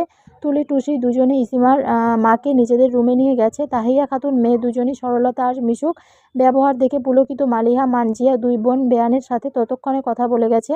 তাহিয়া খাতুন প্রত্যেক জনের ব্যবহার দেখে ভীষণ আনন্দিত। তার মেয়ে এতদিন ভালো জায়গায় সঠিক জায়গায় এসেছে। এতদিনের দোয়া আল্লাহ কবুল করেছে। ফুলে ফুলে সজ্জিত বিছানা, সাদা চাদরের উপর গোলাপের পাপড়ি দিয়ে লাভ শেপ আঁকা। দেয়ালে একটা করে রজনীগন্ধা টাটানো, যার জেবা ফুল 5টা একসাথে করে তোড়া বানিয়ে খাটের উপর মাথার দিকে আর নিচের পায়ের দিকে রাখা হয়েছে। ইসমা জারজেরে ফুলগুলো দেখে নয়ন জুড়িয়ে গেল। মেজর রুমে ঢুকে আগে বিছানার পাপড়িগুলো ফেলে নব্যবিবাহিত স্ত্রীর দিকে তাকিয়ে বলল, বিছানা পরিষ্কার করে দিচ্ছি, শুয়ে পড়ো, ভালো লাগবে। তামান্না ওদের ঘরে ইসমার প্রয়োজনীয় জামাকাপড় জিনিসপত্র রেখে দিয়েছে। উসামা খন্দকার উজু করে বের হয়েছে। জায়নামাজ বিছিয়ে ঘাড় ফিরিয়ে ইসমার দিকে তাকিয়ে বলল, জায়নামাজ দিব আর একটা? ইসমা মাথা ইশারায় হ্যাঁ বুঝালো। দুইজনে 2 রাকাত নামাজ পড়ে দোয়া চেয়ে নিল। খাওয়া দাওয়ার পর্ব আগেই শেষ হয়েছে। লাইট অফ করে দুজনে শুয়ে পড়েছে। ঘরে শুধু ড্রিম লাইটের আলো বিদ্যমান। জানালা একটা খোলা, যার কারণে রূপালি চাঁদের নীলচে আলোর ছিটাফোঁটা ঘরেও আসছে। দুজনের কারো মুখে কথা নেই। উষামা খাট থেকে নেমে ড্রয়ার থেকে একটা ছবি বের করালো। ছবিটা বেশ পুরনো। 4 জন কিশোর হাত ধরাধরি করে দাঁড়িয়ে আছে। মেজরের মনে চাপা কষ্ট উথলে উঠছে। ছবিটা জায়গা মতো রেখে অন্ধকার রুমে নিজের মনে হাঁটতে লাগলো। ইসমা ঘুমায়নি তখনও। আচমকা কানে ভারী এক কণ্ঠস্বর হানা দিল। খাতুন, আমাকে বলছেন? হ্যাঁ, তোমাকেই ডাকছি। তোমাকে খাতুন বললে সমস্যা হবে? নামটা কি বুড়ো বুড়ো শোনা যায়? না না, সমস্যা নেই, আপনার যা ইচ্ছে তাই বলবেন। উষামা স্ত্রীর পাশে শুয়ে চোখের উপর হাত রেখে বলল, তোমার ভালো কোনো বান্ধবী ছিল যাকে খুব মিস করো কিন্তু দেখা করতে পারো না, এমন কিছু? এত বন্ধুত্ব কারোর সাথে ছিল না। আমার মা আমার সবচেয়ে কাছের বন্ধু। এই কারণেই শাশুড়ি মাকে তোমার কাছেই রেখে দিলাম। জানো খাতুন, আমার ভালো 3জন বন্ধু ছিল, একদম ভাইয়ের মতোই। তারা কোথায়? নেই, একজনও নেই কাছে। ওরা আমার জীবনের অবিচ্ছেদ্য অংশ। খাতুন জি। তোমার কি মাথা ব্যথা করছে? না, তোমার না, অল্প অল্প। অল্প হোক আর যাই হোক, মেডিসিন নিবে একটু? উঠো। না লাগবে না, ঘুম হলেই ঠিক হয়ে যাবে। ও বুঝেছি, স্বামীর সেবা নিতে চাইছো, তাই না? কোনো ব্যাপার না। এই বলে ইসমার মেজর স্বামী আলতো করে হাত বুলিয়ে দিতে লাগলো মাথায় এবং কপালের 2 পাশে ম্যাসেজ করে দিতে শুরু করলো। ইসমা কিছুক্ষণ পরে ঘুমিয়ে গেছে। মেজর তখনও সজাগ। রজনীগন্ধার ঘ্রাণ না খেয়ে এসে বাড়ি খাচ্ছে। উষমা খন্দকারের দৃষ্টি গেল ইসমার গালের দাগে। ফর্সা গালে কালো দাগটা জ্বলজ্বল করছে। ড্রিম লাইট আর চাঁদের হালকা আলোতে মেজর গভীর দৃষ্টি নিয়ে দেখলো খাতুনের মুখের স্পট। আজ তামান্না এটাকে স্পট বলেছে, অথচ এখন এই মুহূর্তে উষমা খন্দকারের কাছে মৃদু আলোতে খাতুনের এই দাগ কিছুই মনে হলো না। চোখে একটুও খারাপ লাগলো না, বরং ধীরে ধীরে মেজরের মনে হয় এই দাগটা অন্যরকম দাগ, কেটে গেল, যা ইতিপূর্বে এর আগে হয়নি। মেজর নিজেও কিছু বুঝতে পারল না। মনে মনে পড়ে গেল দিনের কথা। মাজেদা বলেছিল ইসমার উপর রাহাত আর তার পরিবার কি বর্বরতা করত। উষমার চরম রাগ উঠেছে রাহাত পশুটার উপর। ইচ্ছা করছে এখনই ওই জানোয়ারটাকে গিয়ে বধ করে আসতে। খন্দকার বাড়িতে ওয়ালিমার আয়োজন চলছে ধুমছে। তুলি, টুসি ইসমার সামনে বসে আছে। তামান্নার ছেলে মেয়েরা হুড়মুড় করে বাড়ি ঢুকেই ইসমার তালাশ করা শুরু করেছে। তারা মায়ের কাছ থেকে শুনেছে এবারের মামি খুব ভালো, আগেরটা ভালো ছিল না, সবাইকে কষ্ট দিয়ে চলে গেছে। তামান্না পেশায় একজন ডক্টর, ভালো ভালো সার্জারিতে অংশগ্রহণ করে। তামান্নার স্বামী ইঞ্জিনিয়ার। মেজর উসামা ফোনে কথা বলতে বলতে বাইরে থেকে ভিতর মাত্রই প্রবেশ করলো। অমনি এক একজন ডেকে উঠল, এই কালো মামা এদিকে এসো। এই কালো মামা, মামি কিন্তু আমাদের পছন্দ হয়েছে। এই কালো মামা, আমরা আজ মামিকে নিয়ে যাব। তামান্নার ছেলেমেয়েরা কালো মামা ডাকে মেজরকে। মেজর বিড়বিড় করে বলল, খাতুনের সামনে ইজ্জত রফা দফা। তুলি ইসমার চুল ঠিক করে শাড়ির আঁচল মাথায় উঠিয়ে দিল। তারপর মিষ্টি হেসে টুসির দিকে তাকিয়ে বলল, ভাবিকে মাশাআল্লাহ অনেক সুন্দর লাগছে, তাই না রে? টুসি ঠোঁট চেপে হেসে হাতের ইশারায় ভাইকে দেখালো। মেজর গাঢ় দৃষ্টি দিয়ে রেখেছে তার ধূসর দিকে। ইসমাকে একদম মিষ্টি পরীর মতো দেখাচ্ছে। মেজর তাকাতে তাকাতে নিজের ঘরে চলে গেল। শেষ মাথায় গিয়ে পৌঁছে পিছনে ফিরে আরেকবার তাকালো। ঠোঁট দিয়ে বের হয়েছে একটাই শব্দ, মাশাআল্লাহ। ড্রয়িং রুমে তামান্নার বাচ্চারা আর তুলি টুসি হাসতে হাসতে একজন আরেকজনের উপর ঢলে পড়ছে। তারা ব্ল্যাক ডায়মন্ডকে এমন বোকা কাজ করতে কখনো দেখেনি। তামান্না বেশিরভাগ সময় উষামাকে ব্ল্যাক ডায়মন্ডই বলে। মালিহা খানম বলে কালো মানিক। মালিহা আর মানজিহা 2 বোন ইসমার মায়ের সাথে রাগারাগি করেছে। ইসমার মা সকালে নাস্তা করার পর থেকে একটার পর একটা কাজ করেই যাচ্ছে। কর্মী মানুষ, বাড়িতে সারাদিন কাজ করেছে, এখানে হাত গুটিয়ে বসে থাকতে ভালো লাগে না, তাই হাতাহাতি কাজ করতে নিলেই ইসমার 2জন শাশুড়ি খেপে যায়। তাহিয়া খাতুন এই জীবনে অনেক মানুষ দেখেছে, ভালো মানুষ দেখেছে, খারাপ মানুষ দেখেছে, কিন্তু খন্দকার পরিবারের মতো এমন পরিবার আর দেখেনি। ইসমার শ্বশুর আর চাচা শ্বশুর বাজার করে ফিরেই বউয়ের সালামি দিয়েছে। এই সালামি নিয়ে এখনও বসে আছে। তাই ননদ 2জন বলল, ভাবি অনেকক্ষণ হয়েছে বসে আছেন, ভাইয়া এসেছে, যদি কিছু লাগে আপনি রুমে যান, মেহমান আসলে আমরা ডেকে দিব আপনাকে, আর টাকাগুলোও রেখে আসুন। ইসমা উঠে রুমে চলে গেল। মেজর কথা বলছে ফোনে। ক্যাপ্টেন আর কত দূর? ওই পাশ থেকে উত্তর আসলো, স্যার আমার দোষ নেই, লামিয়া 2 ঘন্টা সেজেগুজে দেরি করে ফেলেছে। আচ্ছা সমস্যা নেই, তাড়াতাড়ি আসো ক্যাপ্টেন। জি স্যার, আসছি। ইসমা ভারী শাড়িতে পা বেজে উষ্ঠা খেয়ে পড়েছে মেজরের পিঠের উপর। কানে ফোন চেপে উষামা খন্দকার হাতে পিছনে নিয়ে সযত্নে ধরে ফেলল কাঙ্ক্ষিত রমণীকে। ইসমার বুক কাঁপছে, কেমন বোকার মতো কাজ করে ফেলল। হাঁটার গতি ঠিক ছিল, তবে এখানে এসে এমন হলো কি করে? দরজার পাশে হাসির আওয়াজ আসছে। মেজর বুঝে গিয়েছে এই কাজ বাড়ির লয় লস্করদের। তামান্নার ছোট মেয়েটিকে বড় কেউ শিখিয়ে দিয়েছে মামিকে মামার উপর ধাক্কা দিয়ে ফেলে দিতে। বাচ্চাটা আস্তে ধাক্কা দিয়ে এই দেশে আর নেই, গুম হয়ে গেছে সাথে সাথে। কখন আসলো কখন গেল দেখাই গেল না। ওদের ফুসফুসর শুনে ইসমা বিষয়টা ধরতে পেরেছে। মেজর ইসমার হাত ধরে খাটে বসিয়ে দরজায় গিয়ে দাঁড়িয়ে চোখ পাকিয়ে বলল, এখান থেকে যাবে নাকি মুখের উপর দরজা লাগিয়ে দিব? তুলি টুসি দুই বোন ভাইকে দেখিয়ে দৌড়। এই দুই বোন ভাইকে যথেষ্ট সম্মান করে, কিন্তু বোনের ছেলে মেয়েদের তালে পড়ে ওদের সাথে দুষ্টুমিতে মেতে ওঠে। মালিহা খানম এদিক দিয়েই যাচ্ছিল। বিচ্ছু বাহিনীকে একজোট হয়ে ছেলের দরজার সামনে দেখে বললেন, এই তোরা আমার কালো মানিকের পিছনে পড়ে আছিস কেন? দুষ্টু একটা বলে উঠল, তোমার কালো মানিককে বলো মামিকে আমাদের কাছে ছেড়ে দিতে। তোরা মামিকে দিয়ে কি করবি? আমাদের বাড়ি নিয়ে যাব। নিজেরাই তো এই বাড়ি পড়ে থাকিস, আবার আমার বৌমাকে কই নিয়ে যাবি? উফ নানু, বিরক্ত করো না তো, সরো। মালিহা খানম কান ধরে সবগুলোকে নিয়ে গেলেন। যেতে যেতে বলে গেলেন, আমার কালো মানিককে তোরা বড্ড জ্বালাস। তামান্না আসুক, তোদের সব কটাকে ধরতে বলবো। খাতুনজি, আমার কি কি লাগবে একটা লিস্ট করে দিন। তোমার কি কি লাগবে একটা লিস্ট করে দিন। আমার এখন কিছু লাগবে না, আপু অনেক কিছু দিয়েছে। ওইটা আপুর তরফ থেকে দিয়েছে, আমি তো কিছুই দিলাম না। আচ্ছা, তোমাকে নিয়ে বের হলে কেমন হয়? নিজের পছন্দ অনুযায়ী যা যা লাগবে কিনে নেবেন। তোমার মামারা আসছে, তাদের সাথে কিন্তু শাশুড়ি মাকে যেতে দেব না। আমি ক্যাম্পে ফিরে যাওয়ার পর তোমাকে আর শাশুড়ি মাকে বাবা আর কাকু মিলে গ্রামে নিয়ে যাবে, আবার তাদের সাথে চলে আসবি। মন খারাপ করে ফেললাম। না, মন খারাপ হয়নি, কিন্তু মা এতদিন এখানে থাকতে চাইবে না। শাশুড়ি মা এখন থেকে এখানেই থাকবে। ইয়া আল্লাহ, মানুষ কি বলে, যখন আমরা দুঃখে থাকি তখন মানুষ একটু দুঃখে ভাগ নিতে আসে না, আর যখন সুখে থাকি তখন মানুষ সুখের উৎস খুঁজে দৌড়ে আসে। মানুষের কথা কানে না নিলেই ভালো। কে কী বলে তাতে আমরা মনোযোগ বিঘ্ন ঘটে না। এই মুহূর্তে আমি তোমার কথায় গুরুত্ব দিব বেশি। আমাকে হতাশ করো না খাতুন। আমি চাই তোমার মা মেয়ে একসাথে থাকো। আমার পরিবারে তোমার পরিবার এক পরিবার। ছোট খালামণিকে যেমন দেখেছো, আমার মা তার চাইতেও আরও বেশি সহজ সরল। আর মেজো খালামণিকে তো নিজের চোখেই দেখলে। শাশুড়ি মায়ের কোনো অভিযোগ থাকবে না খন্দকার বাড়িতে, ইনশাআল্লাহ। ইসমার চোখের পানি টলমল করছে, যেন কচু পাতার উপর কয়েক ফোঁটা পানি অস্থির হয়ে নড়াচড়া করছে, যে কোনো সময় পড়ে যাবে। তার মাকে নিয়ে এমন কেউ চিন্তা ভাবনা করেনি। খুব ভালো লেগেছে মেজোর স্বামীর কথা শুনে। চোখ থেকে পানি পড়েও গেলেও এক ফোঁটা মোটা অশ্রুকণা গালের কাটা দাগে এসে থেমে গেল। ফর্সা গালে কালো দাগে এক ফোঁটা জলাকণা। মেজর যেন ঘোরে চলে গেছে। ও অনামিক হতে উঠিয়ে বৃদ্ধাঙ্গুলের মাধ্যমে নরম জলাকণা মুছে দিল। ইসমার ডাগর ডাগর চোখ থেকে ধারাবাহিকভাবে আরও দুই ফোঁটা জল গড়িয়ে পড়ল মেজরের হাতে। উষমা খন্দকার নিচু হয়ে বসে পুরো মুখটা স্ক্যান করে চোখ বন্ধ করে ফেলল। কেমন নতুন অনুভূতির সঞ্চার হচ্ছে। এই খাতুন তার কাঠখড়টা জীবন যুক্ত হয়ে নতুন নতুন কিছু যুক্ত করেছে। মেজর ভেসে যাচ্ছে খুব অল্প সময় এক পবিত্র বন্ধনের আবদ্ধে। কেন কাঁদছো খাতুন? আপনাকে অনেক ধন্যবাদ। ধন্যবাদ কেন? আমার মা আমার সাথে থাকলে আমার খুব ভালো লাগবে। মা দূরে থাকলে আমার চিন্তা হতো আগের মতো। শাশুড়ি তো মায়ের মতোই হয়, তাই না? তোমার মা আমার শাশুড়ি হয়, আমার মা আমার মাও হয়। আমার মা তোমার মা হলে তোমার মা আমার মা। তোমার মাকে আমার মা হতে দিবে না? ইসমা হেসে ফেলল, চোখে তখনও পানি। এদিকে মেজরের অবস্থা শোচনীয়। খাতুন ঘোলাটে চোখে ঠোঁটে হাসছে, কি সুন্দর লাগছে। গায়ে শাড়ি গয়না জড়িয়ে এভাবে হেসে উষমা খন্দকারকে ঢোক গিলিয়ে দিল। এই নমনীয় কোমলমতি স্নিগ্ধ সুশ্রী খাতুন মেজরের ভিতরে সব উলটপালট করে দিচ্ছে।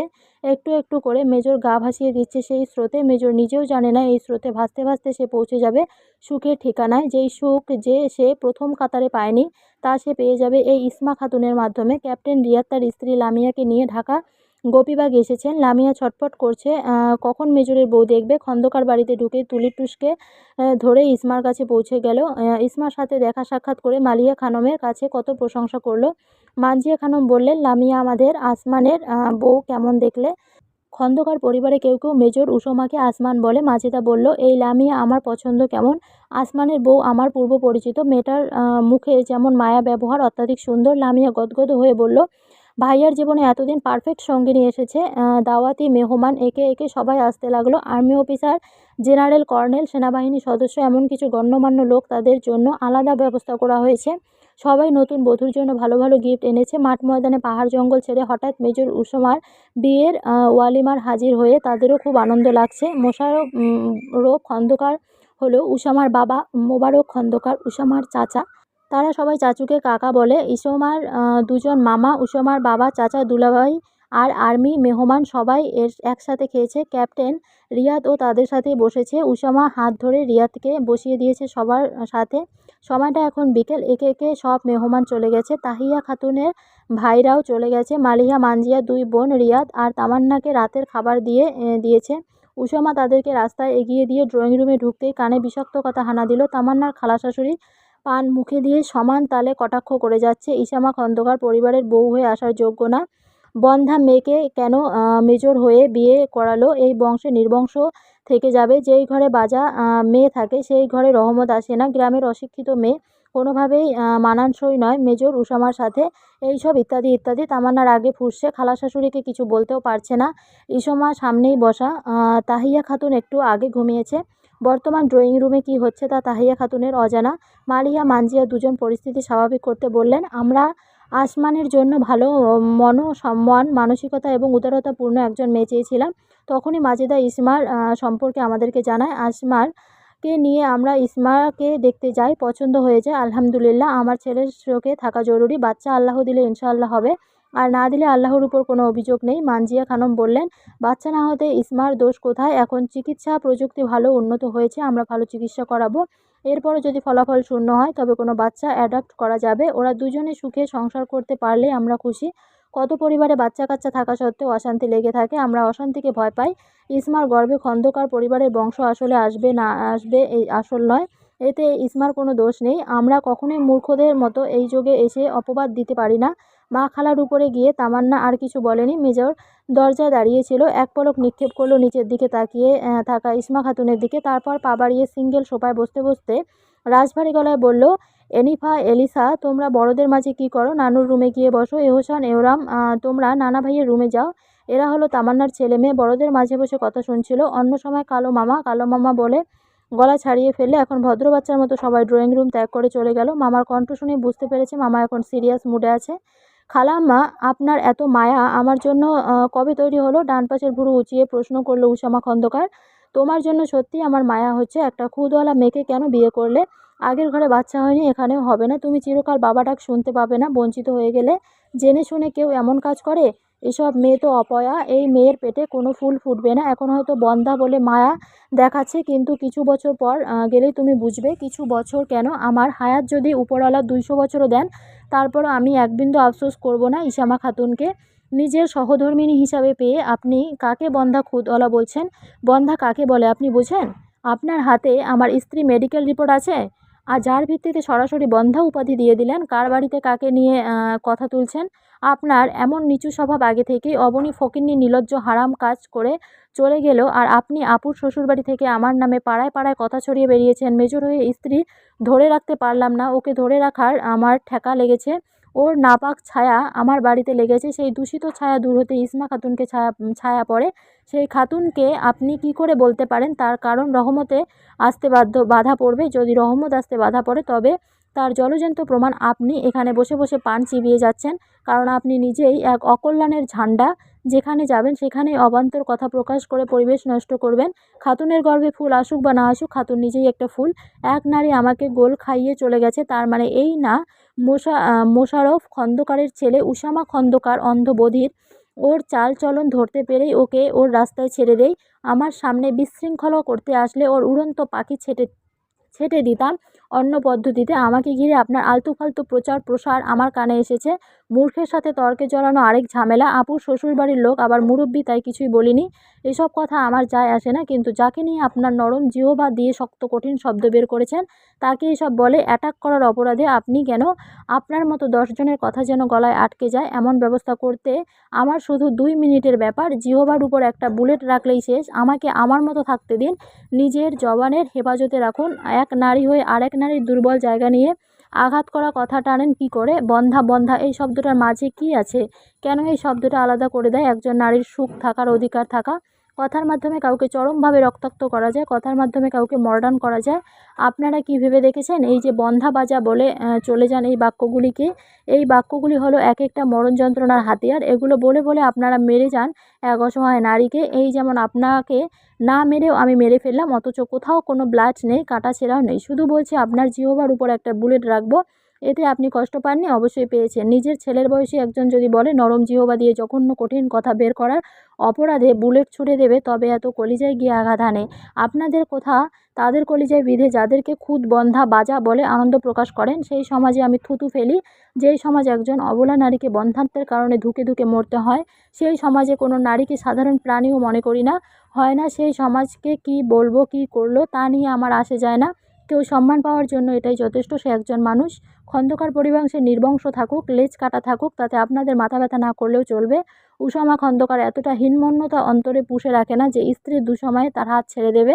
যদি পুরো জাহানের মানুষজন একপক্ষ হয়ে বলে খাতুন অক্ষম, খাতুন দুর্বল, তবে আমি সবাইকে বুড়ো আঙ্গুল দেখিয়ে এই খাতুনের হাত ধরেই শেষ করব জীবনের অন্তিম সময়।